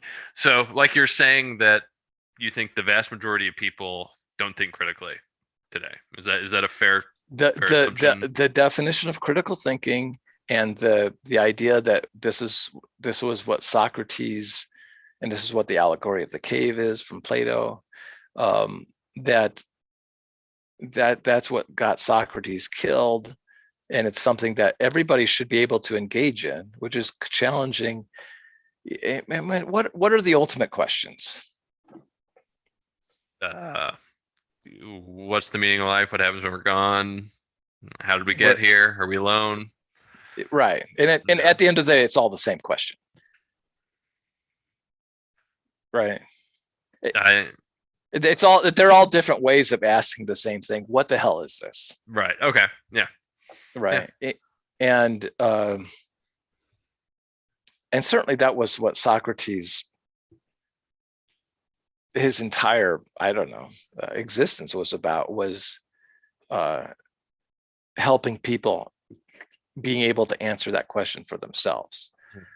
And so the Socratic method, in which I have this intention at becoming better at it, for sure. I think it's very useful. It takes a tremendous amount of wisdom, I think, to ask I asked some guy recently a good Socratic question, and I got the most awesome response. Yeah. Which was a pause and then no, really. I was like, man, I did it. Like I got, I set it all up and I said it, and all he could say was, after a long delay, and this is a buddy of mine who thinks a lot like me. Right. Oh, and I go, yeah. He's like, well, that was very clever, Frank. But it's a very powerful tool, but everybody should always be challenged. In the 60s and 70s, liberals always challenged authority. Now they're wearing Pfizer t-shirts. Right. Yeah. And that's the funny thing, like the Marxist, socialist, communist, it's like some of you guys are aligning with pretty big corporations and, people who stand to benefit the people in power. Huh. You're aligning yourself with the marriage of corporations and the government. That's we have a word for that. It's fascism. Right. Yeah. Or oligarchy, right? No, it's fascism. It's flat out what we're seeing right now with Twitter and Facebook and being able government to control the entire flow of information and the media is fascism. It's by textbook dictionary definition. So yeah, we in trying to answer your question, yes. Most people aren't aware of what critical thinking is. People like Ehrman used it, I think, and it's like, come on, use some critical thinking, Frank. Like, what? So do you think that 100 years ago, so let's say 95% of people or 90% of people don't do it right today. Let's just, throw a number out there. Do you think 100 years ago, 200 years ago, 90% of people was the same case? Because if you go along with major societal changes, like you like to say, happen in the tails, right? I don't know if you're saying, but interesting stuff goes on in the tails. Interesting stuff, yes. Society changing things happen in the tails, right? This is an interesting question. I don't think I have a good answer. I haven't thought about it. I'm glad. This is the first I'm thinking of it too. I mean, it's nice interesting to put this together, right? Yeah, no, I like conversations. They're great.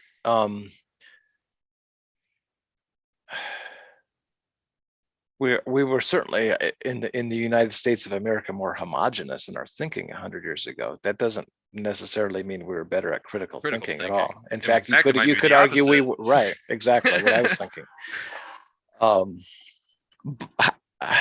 But at the same time, so we have this idea of being red pilled, which of course is stolen from the original Matrix. I heard the new one sucks. I'm not even going to watch it because it's just a money grab. But the word red pill means sort of an awakening to reality, which is what Socrates was teaching, is what Jesus and Buddha and Krishna and Frank Huguenot are teaching, which is really awakening to that none of this is real. But at the level we're talking at, our physical plane right now, Trump won the election. So more, and certainly a lot more people think Biden was fraudulently put in now than a year ago. So a lot of people have been red pilled with that. Like, wait a second. And that's a little fishy, yeah. And again, once you're trying not to get to this. Is this true? Is it true that Biden won Arizona or Maricopa County or whatever? And then you start, maybe it's not true. I'm not going to commit to this being false, but maybe it's not true. And then and then you go along the line. Do the same thing with COVID and you start waking up. Well, maybe the two planes didn't bring down Building 7 on 9/11. At least the Pentagon. There's the Pentagon. That's if we're going down one of those. Well, no, what I'm trying to go is linearly backwards in time. Okay, all right, go ahead. Sorry, interrupt. No, I'm with. Yeah, I don't want to go down any particular rat hole, but yeah, the Pentagon. Once you realize that Building 7, most people. I was interviewing a journalist who had covered 9/11. She didn't know what Building 7 was. This is 3 weeks ago. Most people don't know about Building 7, but Building 7 came down at free fall speed into its own footprint. It was a controlled demolition that wasn't hit by a plane. And once you realize that was a controlled demolition, you get red pilled because that means all the buildings came down at controlled demolitions. And you start looking at the Pentagon and Shanksville, and then you go back. Nixon's an interesting one.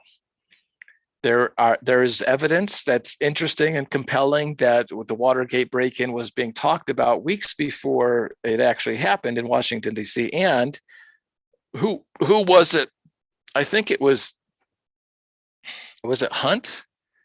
I believe it was E. Howard Hunt. So E. Howard Hunt was on the grassy knoll when we killed our own president. My earliest memory in this lifetime is a funeral procession in November of 1963. Oh yeah. Yeah. Really? I mean, it was Thanksgiving and people were weeping and I'm what the hell's going on? Where's my turkey? Right. I was 3 years old.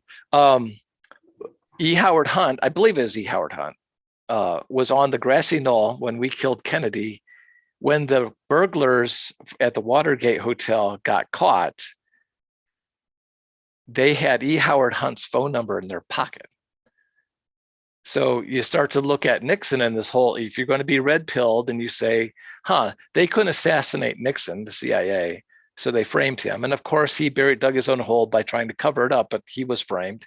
I mean, I'm not saying that is fact. That's just information that you can, and then you look at Kennedy, we killed, throw Roswell in there for shits and giggles, Pearl Harbor, which was forced to, we gave Japan no choice. And then we acted like it was a surprise and this day will live in infamy. They made it happen.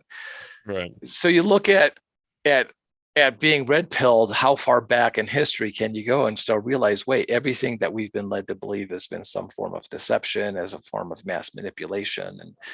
And we're at the state right now, back to critical thinking, where when I grew up, we kind of questioned everything. kids these days don't question anything. They just accept their reality as it's presented to them. And they unfortunately, well, they're going to get a big red pill in a few weeks here when Trump's back in office. And then they're going to be like, they're going to lose their minds. They're just going to be very confused. Yeah, I heard you made reference to, I think it was whenever you were talking with Johnny Bansfield about some sort of commission or Arizona. I was trying to look for the documents themselves, as you were mentioning they were coming out, but I didn't actually manage to find any of them. Oh, that's right. That's how long ago that was. I think it was Joe Van Pulitzer just last night on his podcast said that, I mean, the Arizona audit report that came out was missing the most important parts of an audit. Like if you get your business audited, you want to know how much money you have in the bank afterwards. Right. So the Arizona audit didn't have any of that stuff. They didn't have and the big part of the forensic audit. I mean, if you're just counting ballots, there's nothing forensic about that. They had these high resolution cameras and all this expensive equipment, and they were going through every crease, every fold, every watermark, every Sharpie indentation, all this stuff with these high resolution cameras. And those findings were never released. But what he said last night was that there were 27,000 counterfeit ballots known to be counted. These were printed probably in China, but they were printed elsewhere. That they are the ballots themselves, like not counterfeit, absolutely counterfeit. Okay. And the margin of victory was 10,416 votes, so well beyond the margin of a lot. But this isn't dead people voting. This is counterfeit ballots. I mean, this is a major crime, and this has gone to the attorney. And was general. That just one county that they did the audit? That's one county, but when you apply critical thinking here, if you ask the question, is Trump the kind of guy who would leave things to chance? You don't do what he did in New York City by leaving things to chance. You have a plan, and you're an executive, and you execute. I knew the election was going to be stolen. They had, I think the main thing is looking for motivation. If you're looking at crime, you want motivation. They had to steal this election because of all the fraudulent Russiagate stuff, and they're all going to go to prison. They're going to go to Gitmo. So they had to steal the election. Trump knew they were going to steal the election. He would have put in place mechanisms to save the republic. I mean, it's nothing short of that. And if you think it is, or if you think I'm talking shit, come on my show and debate the issue with me. Now I'm talking to other people out there who are like what Frank's going off here. No, let's have a conversation. Like I just got some shit text from some guy who's talking about January 6th. Let's have a conversation, not just like a bunch of innuendo and ridiculous accusations without listening to, I certainly want that guy to be a juror on a trial that I'm being accused of something. Like what happened to conversation in this country? Yeah. So Trump would have put in place some mechanism to save the republic that wasn't relying on Arizona audits or Pennsylvania or Michigan or Georgia or whatever. It's something that transcends all that. And when that happens, it's anybody's guess. It has to happen before the election because there's no tomorrow. The implication of this is a massive crime that would have involved thousands of people from the executive, judicial, legislative, intelligence, media, and law enforcement at this local, regional, state, federal levels, and most likely people in different countries. Right, international as well. So you're talking about an operation where you're going to be arresting tens of thousands of people simultaneously. It's not a parking citation, and not just critical people who are in different positions and layers of power, right? Like you have to get the top, and then the next layer, and the next layer, and then the rest maybe you can come after later. But they're going to scurry like the cockroaches. Right, so, they aren't planning it themselves, right? So you would have to think that at some level, the special ops people are going to come in and adjudicate this and say, okay, everybody out of the pool. Party's over.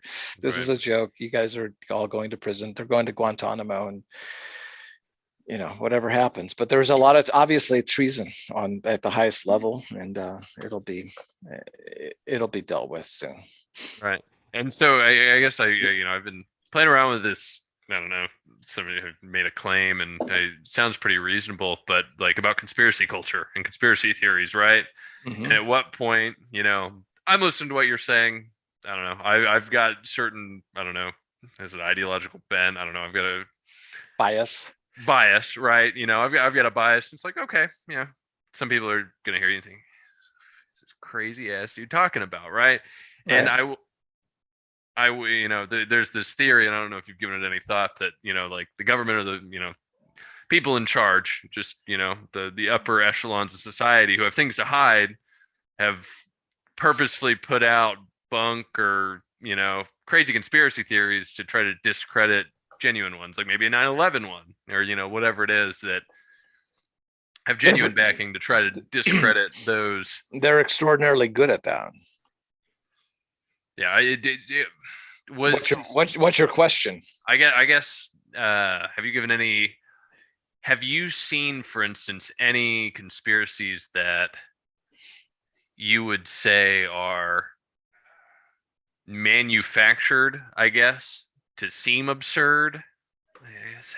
How would you say that? There was this conspiracy that fits your description that was put out by the U.S. government that 19 Arabs in a cave in Kashmir penetrated the world's greatest defense network and knocked down 3 buildings, and that's the official conspiracy theory put out by the U.S. government. It completely fits your description. Right. Yeah, maybe. You know who put out the phrase conspiracy theory, correct? No, I don't actually. Oh, you don't. Do you know who started the National Enquirer? No. The answer to both of these questions is the Central Intelligence Agency. Do you know what geopolitical and socioeconomic event happened just 8 weeks prior to the creation of the Central Intelligence Agency? And 8 weeks in governmental terms. I mean, do you remember what Biden was doing 8 weeks ago? It's like yesterday. Like 8 weeks is nothing. It's instant. Right. Take a guess. Do you know what year the CIA? It was right after World War II, right? It The fall of it was fall of 1947. What happened 8 weeks before that? July 2nd, 1947. Roswell. Oh, interesting. Okay. Yeah, the CIA was created as an extra constitutional rogue agency. There's different ideas on, why Truman had to, what they were going to do with this fucking technology. And first they put out this press release, the army did, and then they had to squelch it. And, and we're in the middle of the Cold War, and we can't, all these things are happening. In the 50s, the CIA started the National Enquirer. I mean, not directly, but it was their baby, to mock anyone who reported seeing UFOs, to put out all these, basically to do exactly what you said, to put out all these ridiculous credit, right, stories to discredit anyone who anyone who talks about UFOs. I saw a UFO in 2004 in Tahoe. It was 60 miles up, but I went on to the National UFO Reporting Center and reported it. It's like, okay, put in a little report. People from Seattle to Phoenix to San Diego, and I was up in Alpine, all reported the same thing I saw. It was pretty cool. Right. But the CIA effectively did what you asked. They made these outlandish theories in the National Enquirer that were ridiculous, of course, but based on some truth. Within every great lie, as well as within every great joke, is an element of truth, right?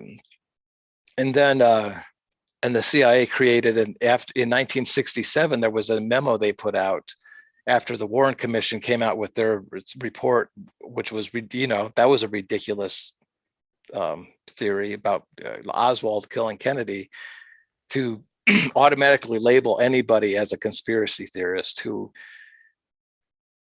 was suggested that the U.S. government was that was, well, it's just going outside of the official narrative. Gotcha. Oh, he's a conspiracy theorist. So it's been, like I said, these guys are very good at what they do. You know, they Right. want to make me look like a conspiracy theorist. I'll have a conversation with anybody about any of these topics. Come on my show. Right. On let's talk about 1/6 last year. I actually had a hotel room in DC, but I had some sciatica problems. I didn't go. I probably would have gone in the Capitol, and I'd be in solitary. I'd be in solitary right now had I gone. But like, they don't even understand the other half of that. Like, sequester yourself as a juror on and be impaneled and listen to the other side, and with an open mind, objectively listen. There's a whole other half of, you know, like when you hear two people, this guy's got his side, and hear the other side of the story. Right. Before you think it was an insurrection. Of course it wasn't an insurrection. That's ridiculous. To date, not a single person has been charged with sedition or insurrection. Like, come on. Really? Oh, yeah, absolutely. Oh, I'm surprised. I know for a while there's all the, oh, please report anybody who's come in, like seemingly to be a pretty serious. They're very good at what they're doing. They're brainwashing people on a massive scale. But let's talk about Ray Epps, who was an FBI insider who was inciting people to go into the Capitol, and that there were more FBI agents, involved in actually instigating the riots than Trump supporters. That there were what do you call them?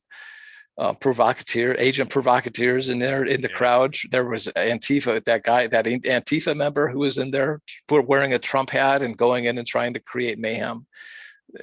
1/6 was not an insurrection. It's again, it's like the election. It's so laughable. Like, how can you just take a step back, hear the other side of the story, and start using the Socratic method? Is that true?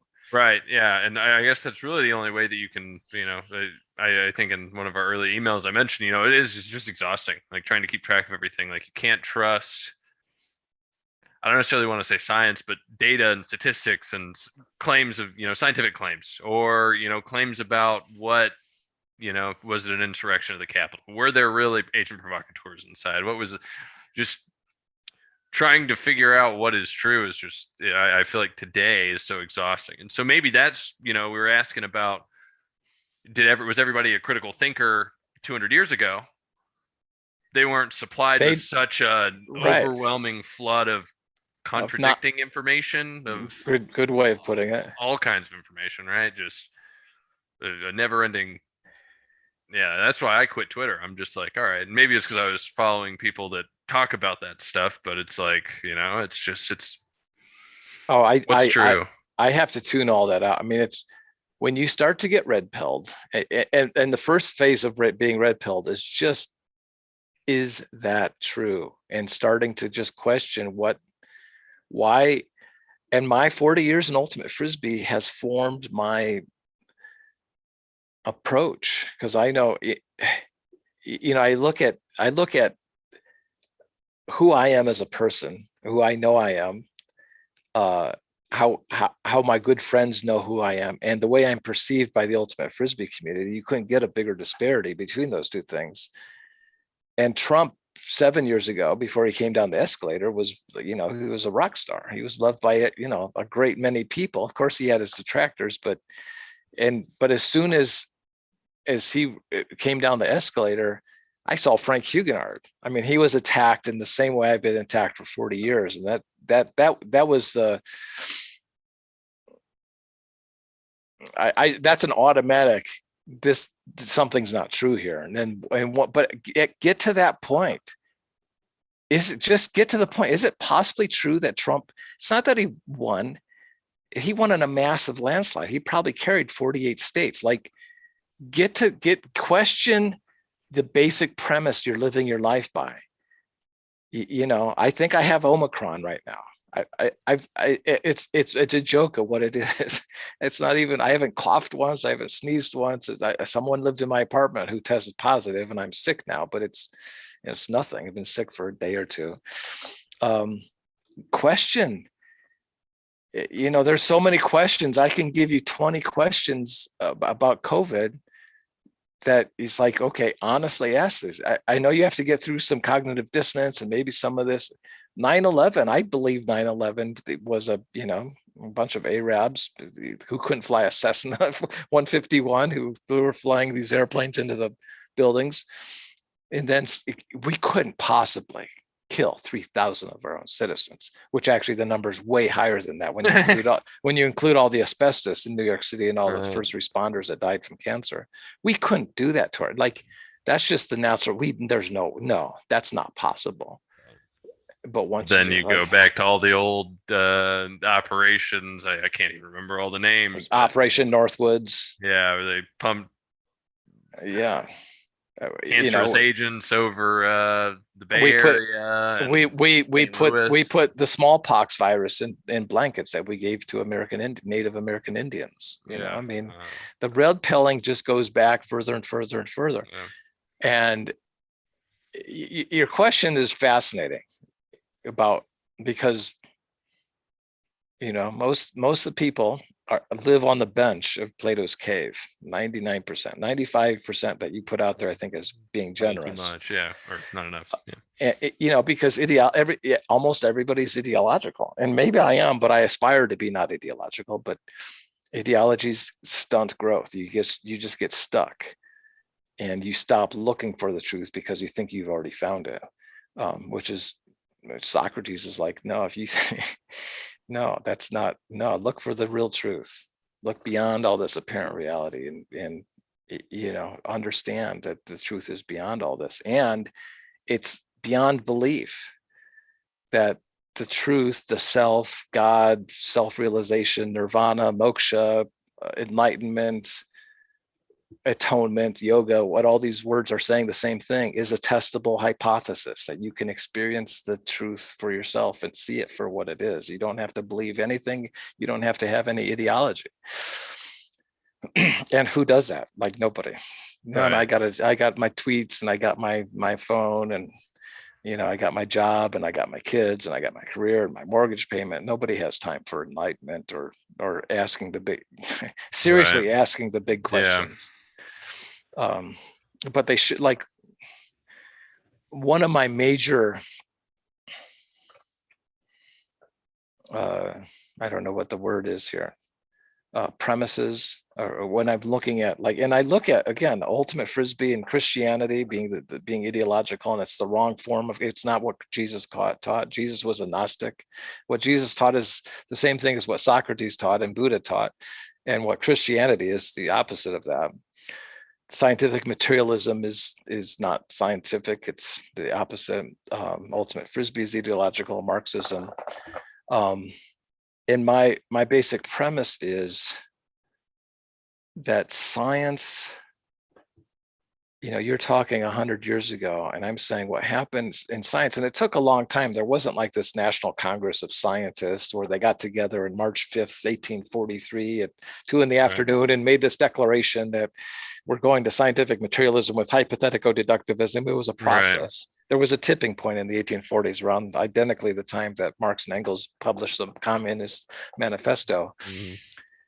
And when I look at society right now, I see the end result of institutionalized atheism having an impact all over society in a way that demands critical thinking.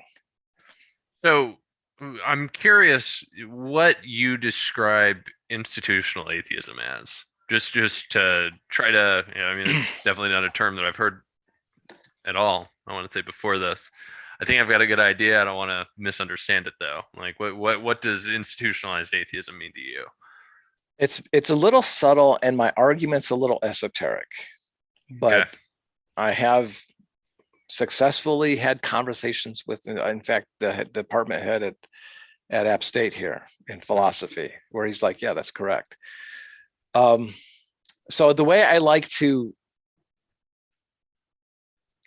Socratically go through this is, when I look at all the different, and I did this with Ehrman, but this will sound familiar to you, but when I look at all the different models and paradigms and theories and hypotheses about evolution, from creationism and intelligent design to random mutation and natural selection, to me, the most compelling, elegant in its simplicity, and convincing model for evolution is that reincarnation is the major driving force behind all evolutionary biology.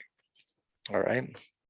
That's a hypothesis. When I look at it all, this to me makes the most sense, that we know that life can, that energy can never be created or destroyed. And it's not, is it too much of a stretch to say that life is energy? And you can understand that if the primary drive of being alive is to acquire knowledge, and I've acquired all this knowledge, and ultimately there's this primary drive to acquire knowledge, and then once acquired, to share with people, which is why I'm dying literally to share this knowledge. But what happens is, through most indoctrinated scientific minds, when I make that just perfectly fine. I mean, you saw Ehrman go off the rails when I said that. He completely lost his mind. Yeah. Right. Right. Yeah. Right. Yeah. No. There was nothing ideological about it. It was a perfectly, I mean, there was nothing wrong with it. It's a valid scientific theory. Why wasn't it valid? Or why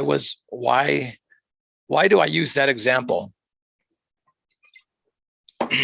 my Omicron's not happy with me. See how much longer I last.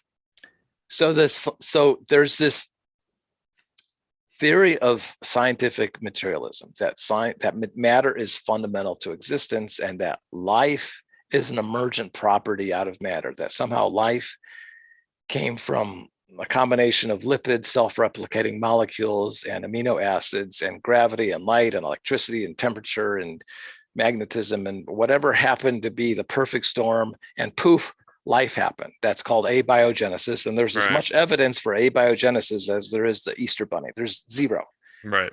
And on top of that, I would say unscientifically, they've known this formula, or these basic building blocks of life, for almost 100 years, and they've been unable to produce life in a test tube.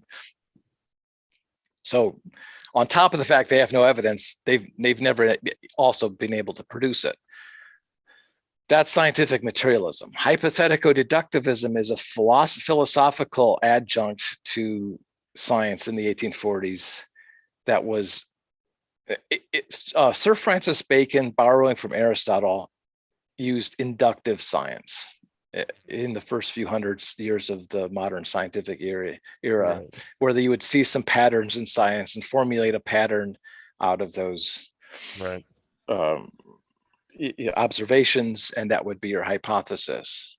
Karl Popper, who is one of the major proponents of what I call this combination of those two things, hypothetico-deductivism and materialism, postmodern science, because modern science goes back to 1543, so it's almost 500 years old. In a couple of decades, we'll have a big anniversary. I'll have a big party at Frank's house.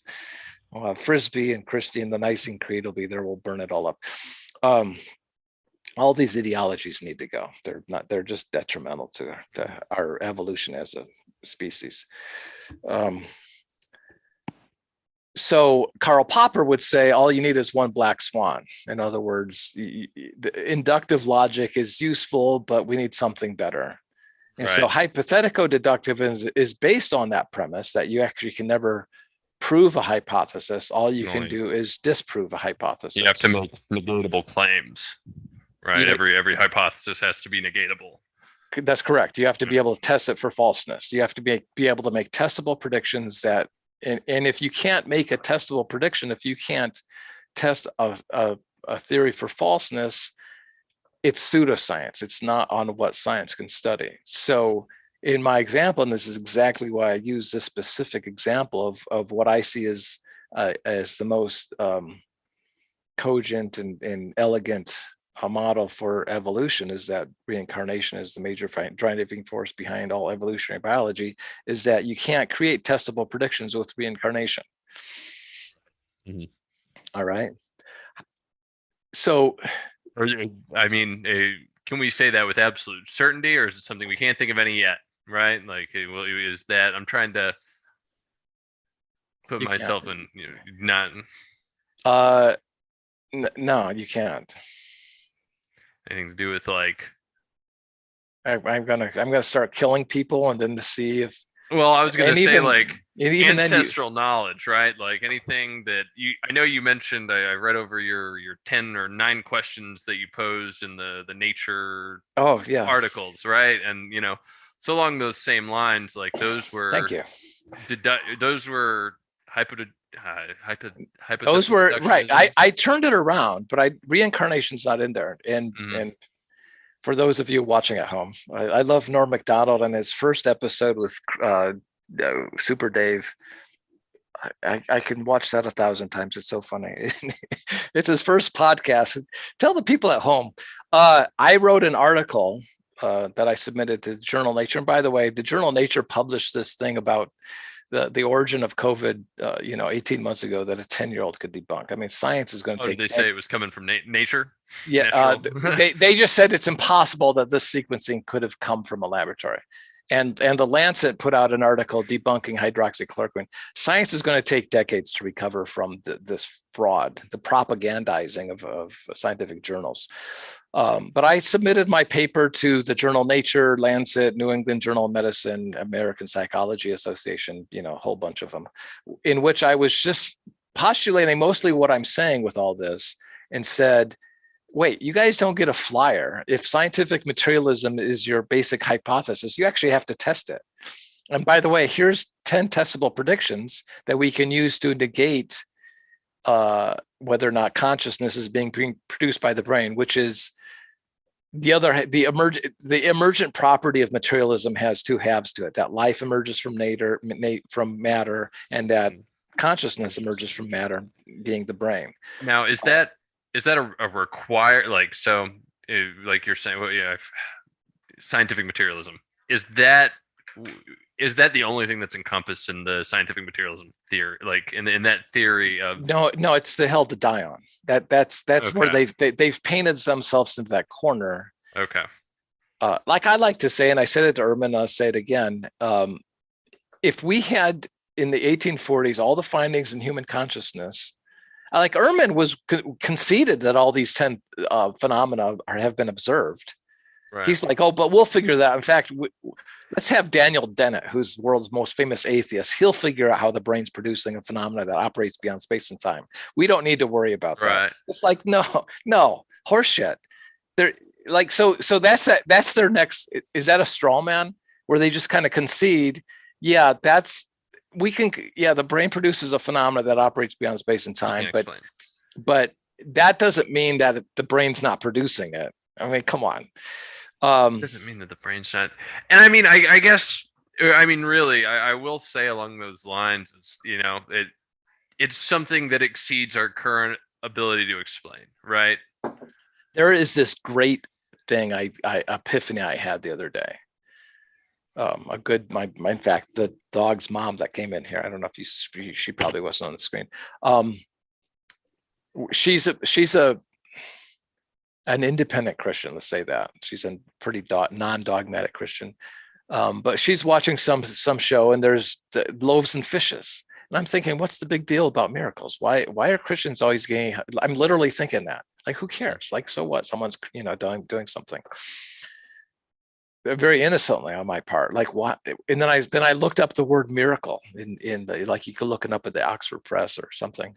I'd pull it up and I've got a JPEG, I can pull it up, but it's not worth it. It just basically says a phenomena that's considered to be an act of God because it operates outside of our scientific understanding.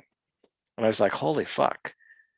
No wonder that the journal Nature is not going to publish my paper, because I'm putting things in there that are outside science understanding, and they're attributing that to God. Do you get what I'm saying? And so was that something that they didn't overtly do it, but it's like an automatic thing that they do. Mm-hmm. Well, if it's outside of our scientific understanding, which goes back to hypothetical deductivism, this is why I'm saying that it's a form of institutionalized atheism. That hypothetical deductivism produces a firewall that prevents any other paradigm or model for reality other than materialism to be considered, because that's what it is. It's a firewall. So that's why it's institutionalized atheism. Okay. Okay. And atheists like Brett Weinstein or Daniel Dennett or whoever or Ehrman, they're like, yeah, what's your problem with that? Right. we're rational people, of course. Well, that's science, Yeah. which is all well and good, except you guys took life. You want to build cell phones, that's great, but life belongs on the. You're assuming that life's not a Right. metaphysical phenomenon, and the Yeah. evidence for life being metaphysical is overwhelming, and you have zero evidence for abiogenesis. Hmm. I don't mind the idea that, okay, this is science and that's not, but give us back. It's like science stole humanity's soul. They robbed us. They robbed us of our soul. It's time we took it back. Right. They drew the line in the wrong place, but hopefully that makes sense of why science is a form of institutionalized atheism. It's because of that hypothetical deductivism firewall that doesn't allow them to even consider things that exist beyond the scope of their no, current knowledge and testable knowledge. No, I mean, sorry for being frank, but I'm frank. No, it's for them. It prevents them from considering that they're wrong, that their model's wrong. It prevents them from considering that scientific materialism is the wrong model. That's what I'm saying. Okay. People will say, well, I'm open-minded. Yeah, that might stuff. No, your model is wrong. Hypothetical deductivism is wrong. Scientific materialism is wrong. We need to abolish these. They're ideological and they're fundamentally wrong. But you can't get there until you get rid of this firewall. Right. Okay. I and this is one of the points that I still didn't. So I can understand how, through those experiments looking at extra, ESP, I don't know, but the consciousness existing outside the body. I can get behind how that would. And by the way, everybody, anybody watching this, and please share this. We want to build a super team. We want to win national championships last year.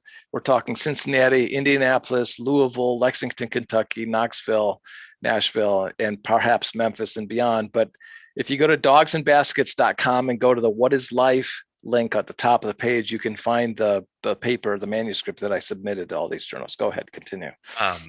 Right. So I can understand how those nine questions and the experiments that kind of support your they're questions. They're testable predictions. Right. In fact, and let me interject a little more description or context.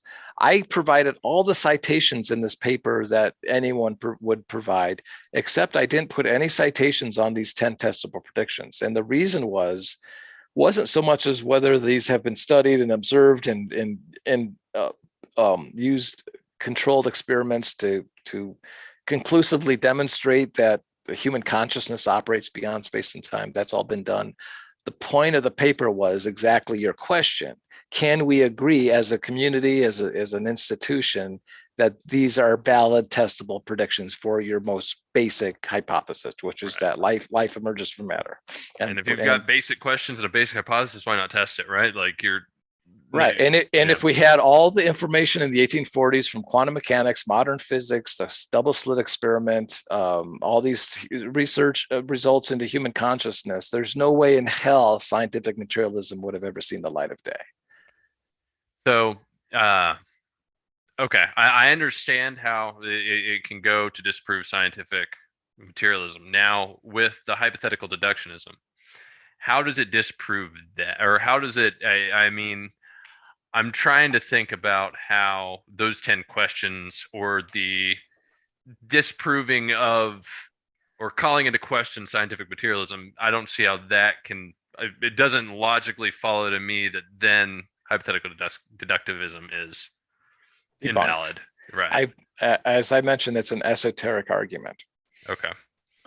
When you look at all the you want to do, I like to do a meta-analysis to understand things, which again, if you read the definition of of critical thinking, it's basically saying that through conversations and through a wide-ranging analysis of all the data and facts and models. So you look at all the different Buddha and Socrates and Jesus, and you're trying to make sense of all this reality. The most interesting questions come at the intersection where Robert Johnson sold his soul. They come at the intersection of our human consciousness and our outer experience. This is where science breaks. And from time immemorial, there are three basic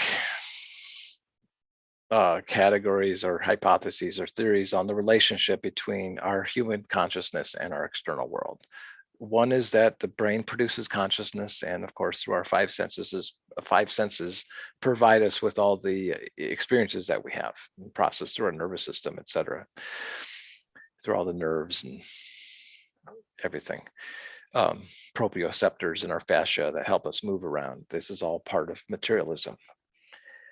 There's a model that's sort of like the Christopher Koch, sort of the atheist, materialistic kind of scientists who look at the research from human consciousness studies and say, well, this it doesn't look like the brain's producing consciousness, but I'm not willing to go to this third category, which I'm going to get to.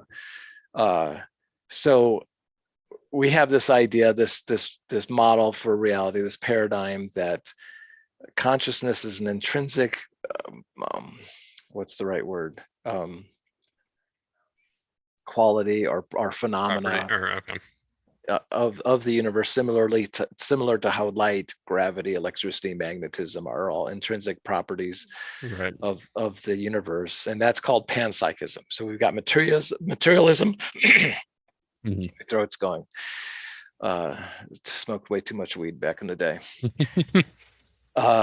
We've got materialism and panpsychism. Pan everywhere, psych. And then the third category of the model of understanding the relationship between human consciousness and our external world is called idealism, which is a funny word because it can mean different things. In this context, I usually write it with a capital I. Idealism is the model that says that materialism says that consciousness is an epiphenomena, a byproduct of electrical impulses and chemical reactions in the brain. Idealism says that the entire universe is an epiphenomena and a byproduct of some consciousness beyond space and time, a single consciousness. So you got those three models, and we're going to test materialism for falseness because that's how the rules of the game of hypothetical deductivism says we have to play by these rules. Okay. So we eliminate materialism, right, with these 10 testable predictions. Okay. Now we're left with the process of elimination with panpsychism and idealism. So already at that point, we've debunked hypothetical deductivism because the only two options left, we can't test for falseness. Okay. However, we can eliminate panpsychism by looking at the experiments on human consciousness. Some are listed in that paper, where we're using computers to have test subjects with their intentions change some outcomes of, say, some random number generators. There's some, Daryl Bem did some work on retrocausation that are quite interesting. That was the one manuscript and that one study that actually got published in a major publication. I think that was in the APA, and it got roasted because that's what people do. Nobody wants to think about that. I mean, it's a miracle. Like that epiphany I had of like, oh, that's the definition of a miracle. Wow. That's a big problem, because then people are just going to have that cognitive dissonance. Well, no, that's God. That can't be part of science. Like, it's an automatic disqualifier.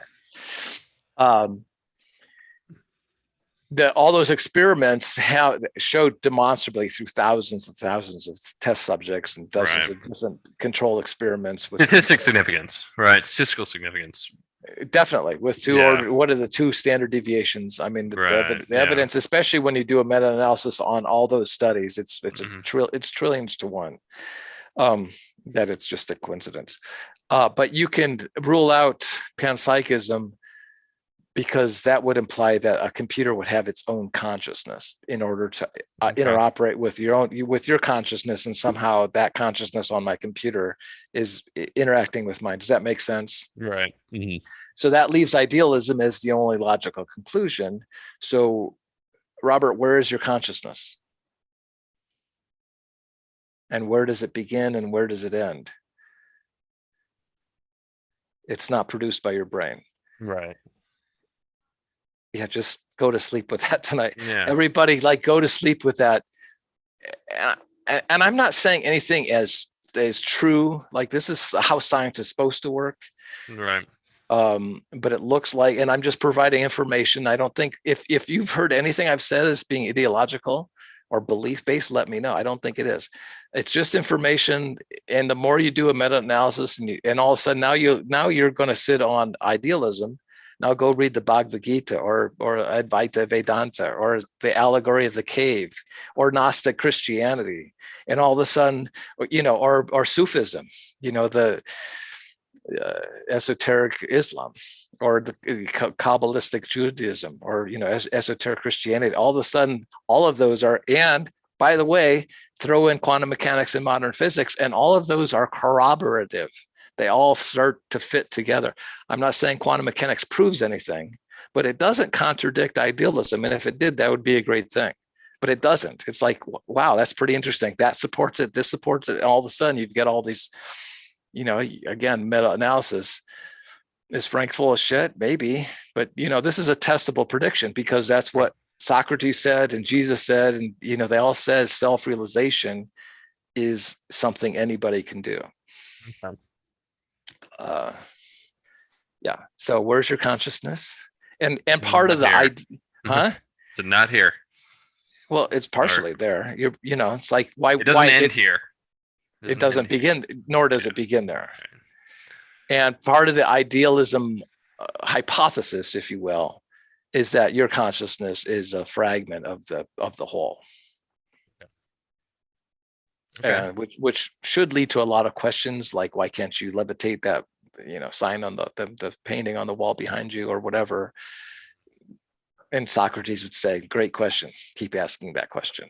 Like, there's an answer to that question, but it's not, you're not going to find that in a book. Like, that's a Socratic question. Why can't you do that? If that's true, if my consciousness is part of the greater whole, how come I can't levitate? How come I? But all those tests now, if you go back from that position and go look at all those tests that I put in that paper, then they're all just like, well, yeah, that's completely consistent with that model, and that's completely inconsistent with this other model that's been shoved down our throat for 180 years. I wonder which model is the correct model. Use some critical thinking. One of the guys in my film Physics of the Soul, which I don't do such a deep dive, because all the science is kind of done, and the people doing the science are bored with it, because it's like there's nothing more to prove. It's already been demonstrably shown that all these phenomena exist. There are different ways of looking at the same phenomena, let's say. This guy teaches at Boulder, University of Colorado Boulder, and he's a materials physicist, which is kind of funny. But what he does with his freshman class every year is he has them they have to design their own controlled experience, but they conduct the freshmen he has conduct their own experiments on these phenomena. They get to design it themselves. They get to pick the different category. But the first thing they do when you're in his program is learn that what's classical physics actually. Classical mechanics. Yeah, classical mechanics. Mm-hmm. Is disturbed, let's say, or what's the disrupted? There's this disruptive, not philosophy, maybe modeling or something. There's this disruptive information that contradicts what we consider classical chemistry, classical mechanics. Okay. Yeah. All right. Yeah. So to say that you and I are connected is a lie. Instead, you would say that we it implies separation. Right. Like the word connection implies separation. Whereas if we're entirely just components of a universal consciousness, right? I wouldn't even say components. No, it's just one consciousness. We're just experiencing it through different lenses. Okay. Yeah. And then going along with your what's it called? Dribbling. I was going to say reincarnation, right? Oh, sure, of course. Yeah. And then, by the way, uh, there's a professor, he's passed on now, Ian Stevenson at Virginia, University of Virginia. He's published 8 books. That was his research, is his whole career. And there's murders have been, and back to my Ehrman I heard conversation.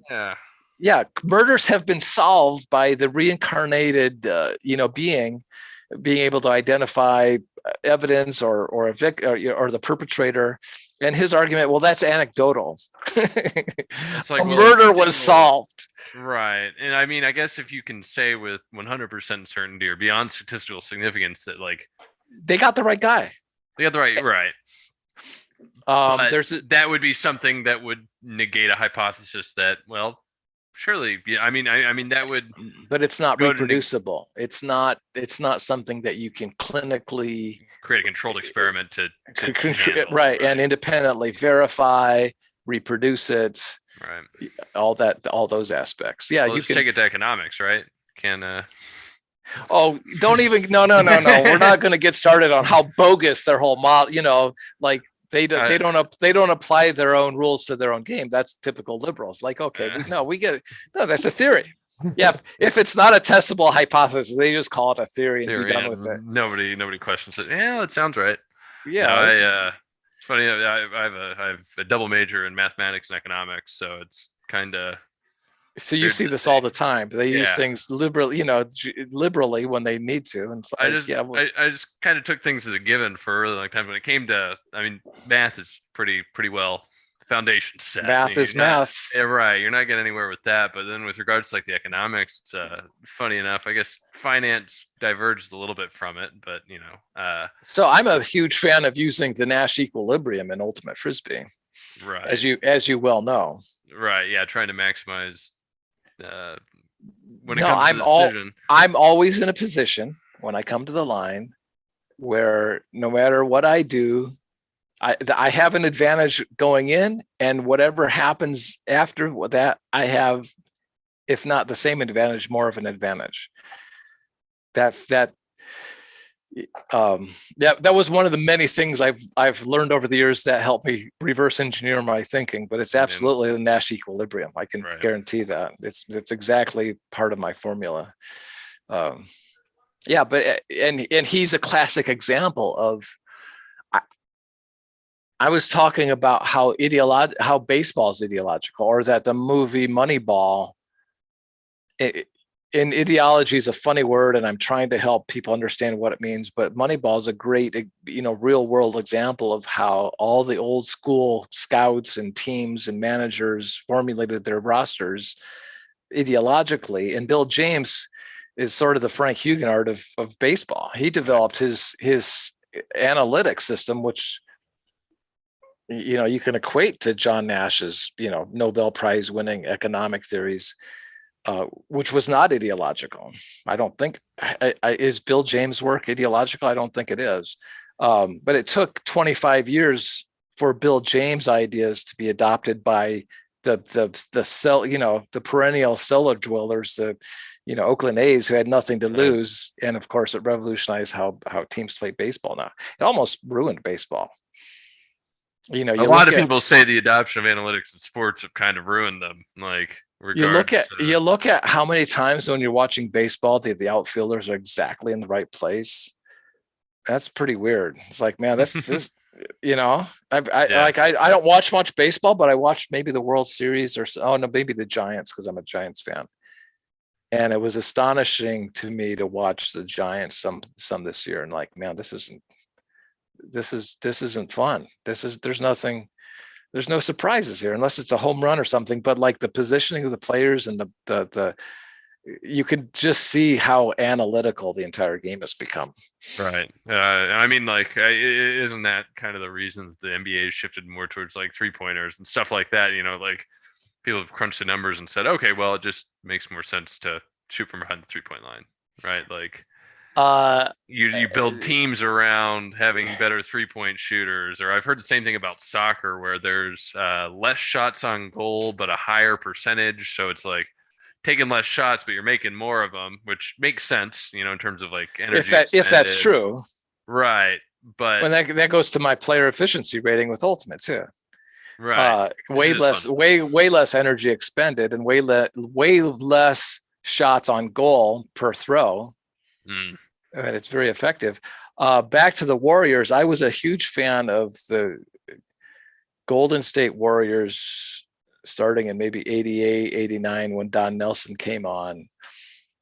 And then, Don's, how would you even call it? Philosophy. One of his assistant coaches was Greg Popovich, who went to San Antonio, of course. And then who was the San Antonio coach? He went to the Knicks. Someone knows who I'm talking about. He started, and then Eric Spoelstra got it, and then Steve Kerr, came to the Warriors, so it went full circle. But I think it's more like, because I was having this conversation and someone is saying, well, Bill James was ideological. And I was like, well, and I was thinking to my own, like my system in Ultimate Frisbee was never ideological. It was just sort of, this is what I know works and I know why it works. And I know it's unstoppable because I take the framework that this is what the rules give me as a framework. And I'm exploiting the crap out of it. Yeah, Ideological might be you saying, and there's no other way. There's no other possible way to do it. And if you want to claim, I mean, and not right now that we know of, but maybe there is. Anytime anybody says that in whatever context, it's ideological, just by definition. And it's interesting that I was a fan and I watched a lot of a lot of my ideas came from the Warriors and the Bulls. But I'm looking at my history with that, and like Don Nelson, I wouldn't have said is the analytical guy. Greg Popovich, like somehow in answer to your response to your observation, I think it was probably more organic in basketball, and then people started to evaluate, why is it working? Oh, here's why it's working, and then and that's where in the economics, if you will, it became formal and said, yeah, this is the. Whereas Bill James didn't do any of that. He just saw it and said, this is wacky. You guys need to. He kind of came with the economics first, and I could be wrong. I don't know, but having kind of lived through it and being a huge basketball all those years, I remember, God, what was the guy's name? His name's Mike something. The Phoenix Suns coach, and it's on the tip of my tongue. And then D'Antoni? He was coach. Yeah, D'Antoni, right, correct. I think he was probably the first one who was really more mathematical in it. Of course, they never played defense and he never won anything, but he was probably the first one who looked at what Nelson and Popovich were doing and applied, analytics to it and saying, oh yeah, just here's the math. And we don't care about rebounds. We just want to get as many 3-pointers up as possible. I mean, he was jacking them up. Anybody was. Anyway, I think we've covered just about everything imaginable except for pizza. Yeah, I saw that. What kind of pizza are we talking about? Is this I remember the pizza video. I remember the pizza video you had making the perfect pizza. It's not the perfect. It's just the best. The best. Okay. But no, I don't want to talk about pizza. That's just silly. I had a pizza restaurant in California. It was fun for a couple of months. And disc hoops is the greatest sport ever. Oh, speaking of disc hoops. Yeah. Sorry. Stuart Buckley from earlier. He do you know Stuart? Not personally. He said he played on an Omaha team, and I think I played against them. Oh, so Omaha, I saw, this might have been after being ulti, as a matter of fact. I started to see right before COVID. Hey, Stuart. I talked to someone there.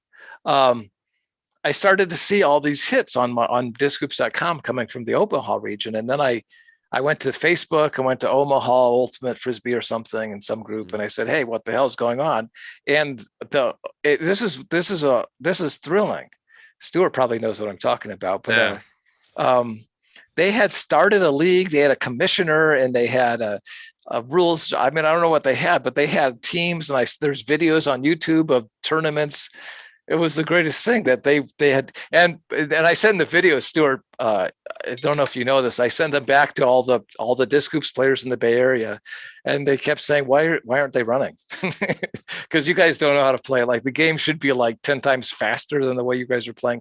But it was one of the most humbling and gratifying things to see without Frank's involvement at all, an entire league playing and people adopting and having fun with my sport. So Very that was cool. It was extraordinarily cool. Yeah. He was saying that the 2021 Disc Hoops Championship will be on YouTube soon. I'm curious about watching it. I didn't know they had footage of it. I've heard you mention before that the Omaha thing kind of started up, but Yeah. he said it was the greatest game of disc hoops ever played. So it's a lot to Wait, hey. I outside of the Bay Area, maybe. 7 lead changes, multiple 4+ point runs, and the game was decided by just 1 point. I want to watch it. Nail biter. Yeah, I'm excited. That sounds good. That sounds great. That is awesome. Thank you, Stuart. Yeah, I'm curious. I wonder. So for disc hoops, is it 5v5? How many players do you need? It's 4-on-4. One of the unique qualities of disc hoops, sorry, is that you know how the field reverses in like the basketball or football at halftime or the quarter or something. The field reverses in disc hoops every time you score. Right. Which is brutal. I mean, no, you got to play to realize the implication of that. When you play disc hoops, at least the speed we play at, Stuart, in the Bay Area, my friends are so funny. They're like, "What is this? Why are they running so slow?" When you're playing it, and you go watch like a college NCAA basketball game or the NBA, they're running in slow motion because disc hoops, it's make it take it like Golti is, except now you're attacking the other end and then you're attacking back and forth. So those series of 4 in a row that he's talking about, or more than 4, there's no rest for the weary. Zero. In fact, one of the strategies you start to engage in when the other team is racking up points and you foul intentionally just so you can sub out because it's exhausting. Like disc hoops, I wish disc hoops was there when I was 25. It's so much more intense running than ultimate ever was by a long shot because of that factor. When can you take subs? It's not ultimate. You don't do line changes. You can't sub out. Can you sub out in the middle of a basketball point? Well, right. So I mean, and if it's make it take it, continue, and does play ever stop? It stops, of course. There's Okay. travel, there's traveling, there's a double dribble. Okay. There's fouls. So there are play stoppages, but you can rack up 10 points in a row. You can play it kind of indefinitely, and so there's a clock and a halftime or stuff, but you can play kind of indefinitely without a sub. And if you're exhausted, the only way to sub out would be to foul someone intentionally just because you're exhausted. Interesting. When jump passes are legal, you can throw to yourself, which ironically takes the one revolutionary tactic that I've introduced to ultimate and neutralizes it, because dribbling and ultimate's just not the same in disc hoops, and everybody dribbles. It's kind of funny. The Bay Area players and we're talking like frontline jam players, national championship kind of caliber players, they just had pure joy on their faces. And I'll never forget this one day in Golden Gate Park.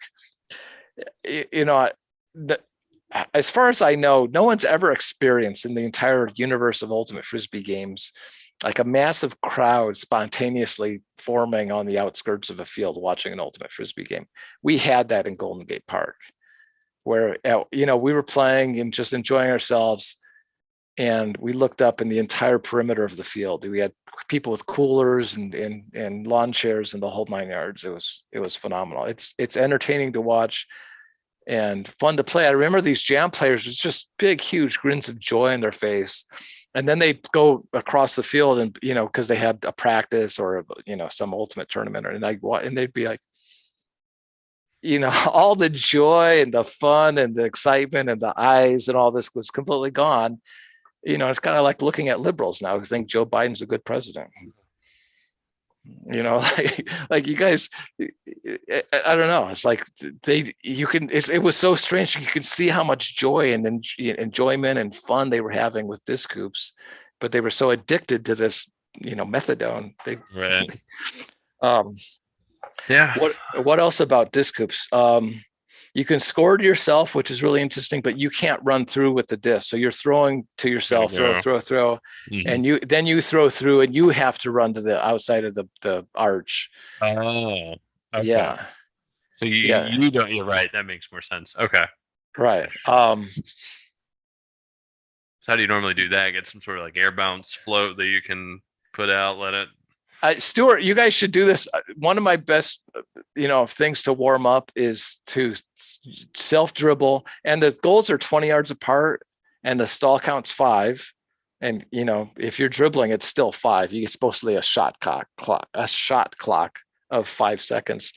But if you throw the disc before the 5 count and it goes to the goal and you catch it, and then you keep running, you can indefinitely keep scoring it legally.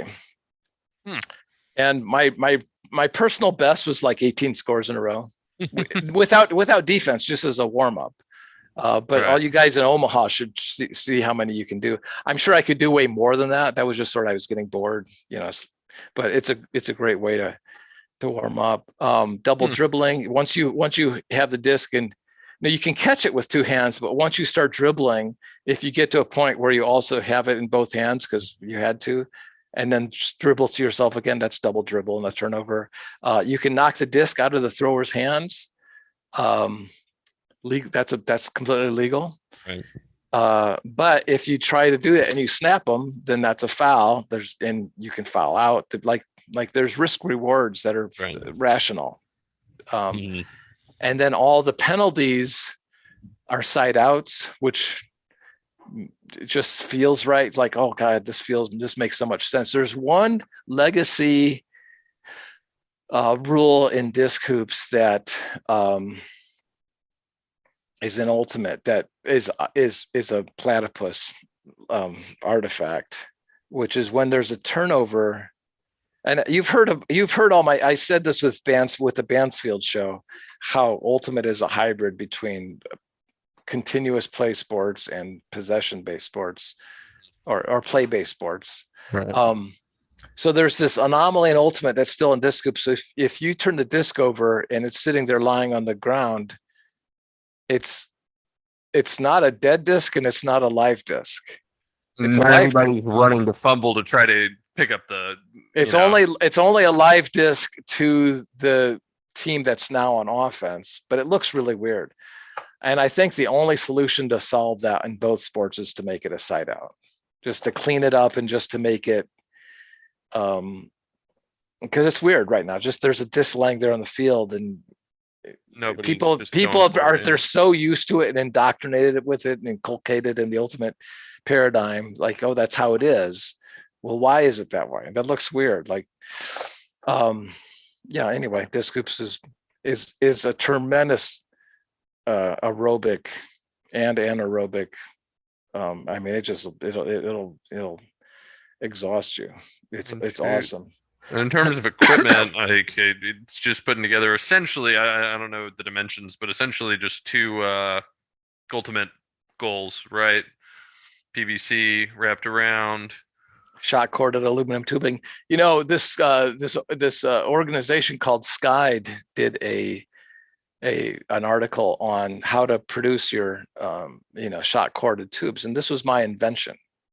Unequivocally, this is my invention, amongst the backhand lift and a bunch of other shit. And I have these great indoor steel. They're a 1/4-inch steel, I think, with spring loaded hoop holders that are phenomenal. You can put them inside of a gym. The footprint is very short, and you can put AstroTurf on it.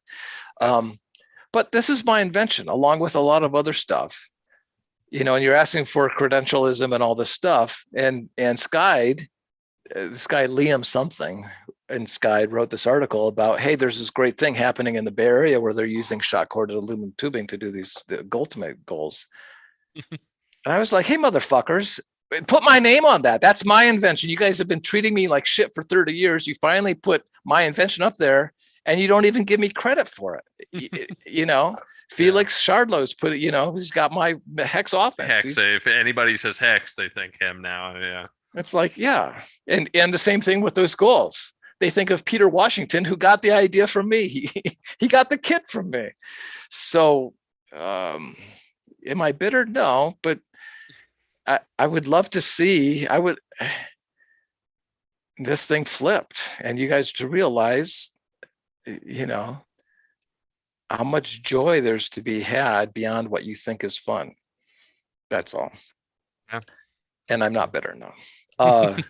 But yeah, it's just it's full court ultimate.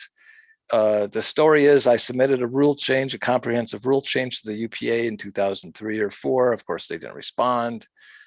You know, greatest player ever, and they just, you know, fuck them. and you know, I am the greatest player. There's no close second. When you watch that video with, you know, the Joe Wright thing, I mean, I have no idea who's the second best player of all time. Because I'm so, and there's no arrogance or ego here at all. It has nothing to do with that. It's that dribbling destroys whether you guys are so stuck in this mediocrity. You have no idea what excellence even looks like. That probably sounded like ego. It's not. Well, what was I saying? I lost my train of thought. It's gonna feel good to get vindicated. No. No, I didn't say that. I just said revenge. The best form of revenge is success on a massive scale. I would like to be successful. If I'm successful, you guys are all going to be so happy. I mean, your guys just gonna be like, wow, this is so much fun. This is so much better. It's so much more interesting to watch. It's more entertaining for my parents. Like everything about the game gets better. Yeah. Or you can just stick with your ideology and have a bunch of. Would the introduction of motion offense being accepted on like a widespread scale, would that necessitate a rule change? Like the motion offense can function within the current rules, correct? It would do a great job at breaking every other defense, every other offense, and it exists in the current. Are you including dribbling in that? Dribbling, right? Sure, yeah, dribbling in the motion offense. So dribbling is the tactic, right? So dribbling is a tactic. So dribbling's been around in basketball. You know, the NBA, or the precursor to the NBA, wanted to make dribbling illegal in 1920. The purist thought the game is much better just passing. Right. So you can certainly run a motion offense without dribbling, and conversely, you can run a lot of dribbling offenses in basketball, obviously, that are not motion based. So I think what your question would be better phrased to say something like a dribbling based offense, or a dribbling based triple threat based.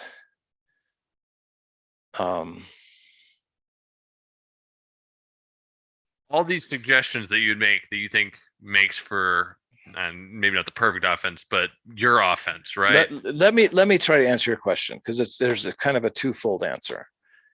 First of all, I would say that the rules are inherently unfair to my team, whatever my team is. Mm-hmm. And you would say, wait a second, we're all playing by the same rules. Of course they're fair. And I would argue effectively against anybody who is actually, you know, capable of critical thought, that every single rule in Ultimate favors the mediocre. And I did this with Bansfield, and I can do this with anybody. That if you just look, you know, take as many steps as you need to stop versus you only get 3 steps, does that favor? The highly skilled, refined player, or does that favor the crude player? So yeah, we're all playing by the same rules, but every single one of your rules is favoring a mediocre player over the refined player. And that makes it inherently unfair on me. You guys can foul me as much as you want, as hard as you want. My system is predicated on grace and balance and timing. And so that same foul, because you're all playing the same way and you're all fouling the same way, it doesn't have an impact on you the same way it has an impact on my team. Like if you foul me just as hard and just as often as you do, you're throwing me off balance, you're screwing up my timing. Right. You're you know, it, you're taking all these highly refined, beautiful, powerful, graceful, intellectual, crafty, innovative, genius, nuanced things and neutralizing them with a set of rules that's favoring mediocre players. Okay. So that's one thing. But even if I was playing, your team was motion offense based and mine was, and I was kicking your ass because I'm Frank Huguenard, that's what I do. Mhm. I would argue the second half of your question is sort of a discoops answer. In other words, because all the rules were meant to artificially level the athletic playing field, which is Marxism, and which they obviously do. If you're favoring the mediocre across the board, you're artificially leveling the playing field. That when you learn to play, and you will learn how to play, you will start to have less fun. In other words, you realize you've been stuck on the bunny slopes for 30 years and you want to go down to double black diamonds. And certainly by any stretch of the imagination, the rules in ultimate Frisbee are not double black diamonds. They're fucking bunny slopes. So, Right. so they need to be fixed just for competition. But beyond that, when you're competing, who's your number one competitor every time you've ever competed at anything? Yeah. Mental. Yourself. Right. And so you want, whether you're skiing or you're golfing or whatever you're doing, you want to challenge yourself to the highest level, and ultimate doesn't do that. So that's a pretty good answer, I think, to your question.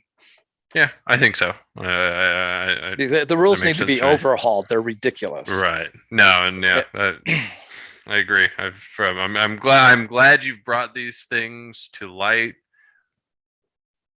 And I think that, I don't know, at least in maybe it's just my experience because I tell people about it. Like I seem to get a response out of people whenever I say, "Hey, that's a little," and they're like, "Oh yeah, you're right. I never really thought of it that way." Yeah, but I can remember this conversation in 1982, man, 40 fucking years ago. And you're going to have, okay, yeah, in this rule, we should change this rule. No one has ever, and a lot of this came from the fact that I interviewed Irv Kalb and I played with and against Irv Kalb, who was the original sort of the progenitor of the canonization of the rules in the early 70s. Joel Silver gets credit for inventing the game, but that's not true. He stole it from a friend or someone he met in band camp. There's one time in band camp. But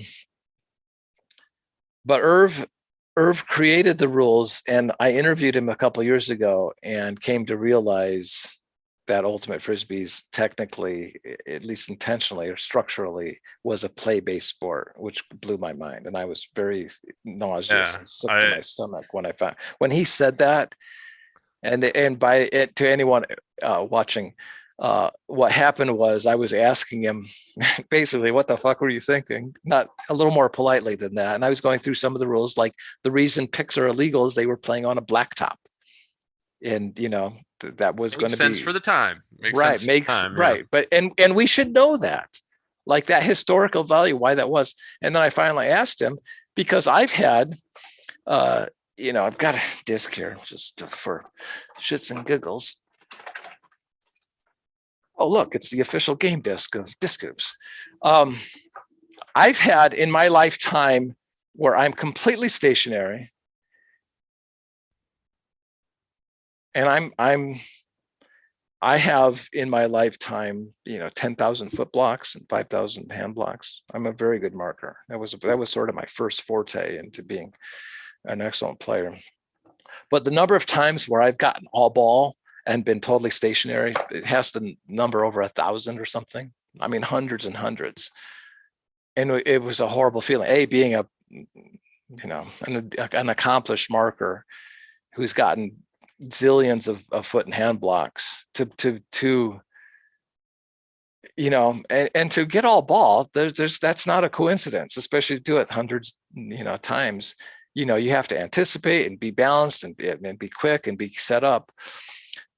And it's aggravating to know that you got a good, you blocked, that you played good defense and they shouldn't be getting a do-over, right? So I asked Irv, I said, why is that illegal? And his response was, because a throw didn't happen. And I mean, in a nanosecond, I understood the implication. I was like, oh, you fucker, you did not, you're fucking joking. I mean, I didn't say any of that. Inside, I was just, 30 years of grief, or whenever I talked to him, 35 years, and realizing in the nanosecond, holy fuck, you fucking idiot.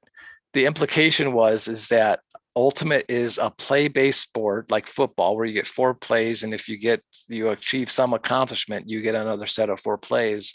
Ultimate Frisbee is play-based, and all you have to do is to get another play is to complete a pass, meaning the entire framework of the rules, whether it's continuous play like soccer and basketball in that paradigm, or play-based like football or baseball or volleyball or tennis, those are all play-based. Mm-hmm. You have different rules for those 2 paradigms, to fit the paradigm.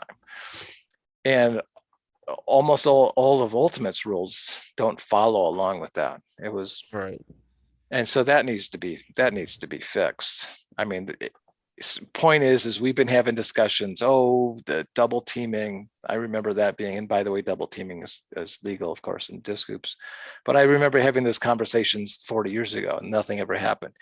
But it's until, I make this case of systemically, these are why the rules are stupid, because it's this platypus combination of play-based and continuous play-based, that we can actually at least hopefully introspectively look at or say, wait a second, this isn't theory, this isn't hypothesis, this is a fact. You can't have these 2 paradigms merged, right, and end up with the guardrails of neither, because each one has a different set of guardrails, and you can't just merge them and merge all the guardrails together.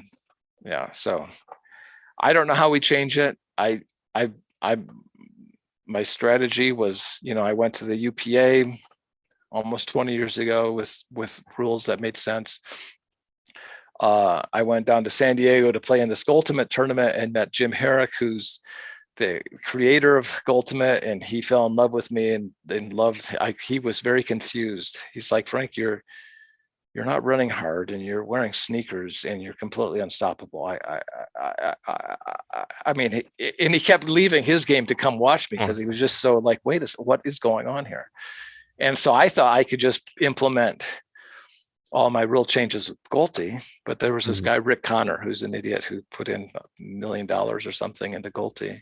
So I came up with Ultimate 2.0. Who cares? I wasn't out for money, and Rick threatened to sue me. It's like, okay, fine, it's disc hoops. So I thought disc hoops would help you guys figure this out, or maybe I can teach you guys how to run this offense, and that'll figure it out. Or I can have this podcast and explain play base. I don't know. Why am I still doing this after 40 years? I have something to share that's special. I appreciate you using your platform and taking the time to speak to me and every other guest. I don't know. I've definitely gotten a lot out of this. Yeah. This dialogue and your other dialogues. And please, everybody, whoever watches this, DogsAndBaskets.com, spread it on social media. There's a lot of meat in here, from enlightenment to postmodern science to Marxism and Donald Trump, who will be back in office soon. And some people are going to owe me a lot of money. Yeah, I know, you heard. I think everybody's heard. But that all goes back to this, credentialism and people not being able to apply critical thinking. And if you're not able to apply critical thinking to what's right in front of you, and you want to bet me 8 ounces of gold, that's your problem. But all these things are all interrelated. Anyway, this has went on longer than I anticipated, but I don't mind. I think it's a blast. That's why I had to do it early. So Yeah. Well, thanks for reaching out, and absolutely. Let's see if we can make the rubber meet the road. I'm gonna start reaching out to some people. I'm gonna start chatting up. Luckily, I know people in that neck of the woods, so I'm gonna. And you mentioned Bansfield. He was on my program. We talked about the platypus of sports. Yeah, I'm actually moving. Go ahead. Sorry. He's intrigued, but it's one of those tipping point things where if we get enough people, you get to that critical mass, then we're going to have to beat people off with a stick, because it'll be. But if we can. Interestingly enough, I'm actually moving to Chicago. I'm excited to get to meet him and play with him. Hopefully, I'm assuming that I will. Meet up there, but I doubt it. He lives in Lexington, Kentucky. Oh, okay. Yeah, so I'm saying that he's the guy in Lexington. Gotcha. The guys that you're playing with, Black Lung or whatever, he's not met them. He's only heard of them. That's how I've heard of the name, just from him mentioning it. But it's one of those things, if you build it, he would be interested. He's not going to put any energy into, but if we could, just spread the word, Knoxville would be best for me, but I'm happy to make whatever commitment that's required within reason. Nashville's pretty far, Lexington's pretty far, but those 3 cities I would consider. And maybe we can do a rotating. And we would think of in your idea, in your head, you would think every weekend, spending 5-6 hours each day, 8 a.m. to. That would be, then we win nationals. Yeah. Okay. I say that with a tremendous amount of confidence. Of course, I want some athletes, but the two criteria I look for are quickness and intelligence, not speed. Quick, there's a difference between speed and quickness. You only need like 3 steps, or however many steps to get away from your. I'm just telling my criteria. Speed and intelligence and quickness. Yeah, give me 20 of those guys who are athletic, and we win natties, easy money. Embarrassingly, and I will once again call for the immediate resignation of Dr. Tom Crawford. He's a fraud, and he's collected almost $2 million of our money. And and for anyone to stand back and see, he's been in office 12 years. And there's 3 people watching the national championship, and we're still paying him money. He needs to resign immediately. We updated the spirit scores, so that's a win. We changed the way we do spirit scores. They took. I don't know if you heard about the USA. No, you're gonna. Please. Canceled the season, but you get pay for your membership, your dues. No refund or carryover. Get these new rule change or these new spirit rules. It's great. It's we have, worse than that to me. That sounds sickening, but worse than that are these virtue signaling commercials they have are just gross. Just faces and they're where it's just a close up of everybody's face. Ultimate is. Yeah, but and then they have all the slow motion videos of someone laying out. Every layout is the end result of a bad, mediocre throw. I'm with you. Every highlight reel throw is right. Yeah. Well, a cutter's highlight reel is probably no. A highlight reel of a team that we form would be fucking magnificent. It would be looking like an NBA highlight reel. It would be some wizardry, some craftsmanship, some misdirection, some counter, some intellectually stimulating. Holy crap, did you see what he just did? You never see that in it. You just see athleticism. If I wanted athleticism, I'd go to a track meet. But the virtue signaling UPA commercials they're sickening. They look like Nazi youth videos. No, they do. Yeah. It's it's like, what the hell? Why are you jamming this stuff down my throat? The You sport. know, I'm just, I don't know. I I'm mean, just who are trying you? to. Who are you recruiting? Are you purposely making a commercial that only radical leftists would be attracted to? So there's Because only 2 viewers. that's what it is. They're not. There's like like do any of those videos attract the guy in high school who lettered in 4 sports? You know what I'm saying? Right. Yeah. Like, oh yeah, Those are like yeah, the I want to go unicorns. play that. I'm a fucking great athlete. I was on the, I was this. I want to what this, as Norm Macdonald would say, that looks like a bunch of commie gobbledygook. Yeah. Those are always like the unicorns that you get at the beginning of college, like the beginning of the freshmen coming in the first couple of weeks. You're like, oh, you played this and this, and you ran track. You're like, yeah, come play. You're just do everything you can to try to keep them, but Yeah, never seems to stick. we need better videos with more virtue signaling. That will do it. Oh yeah, Yeah, look at this highlight reel with yeah. projections of.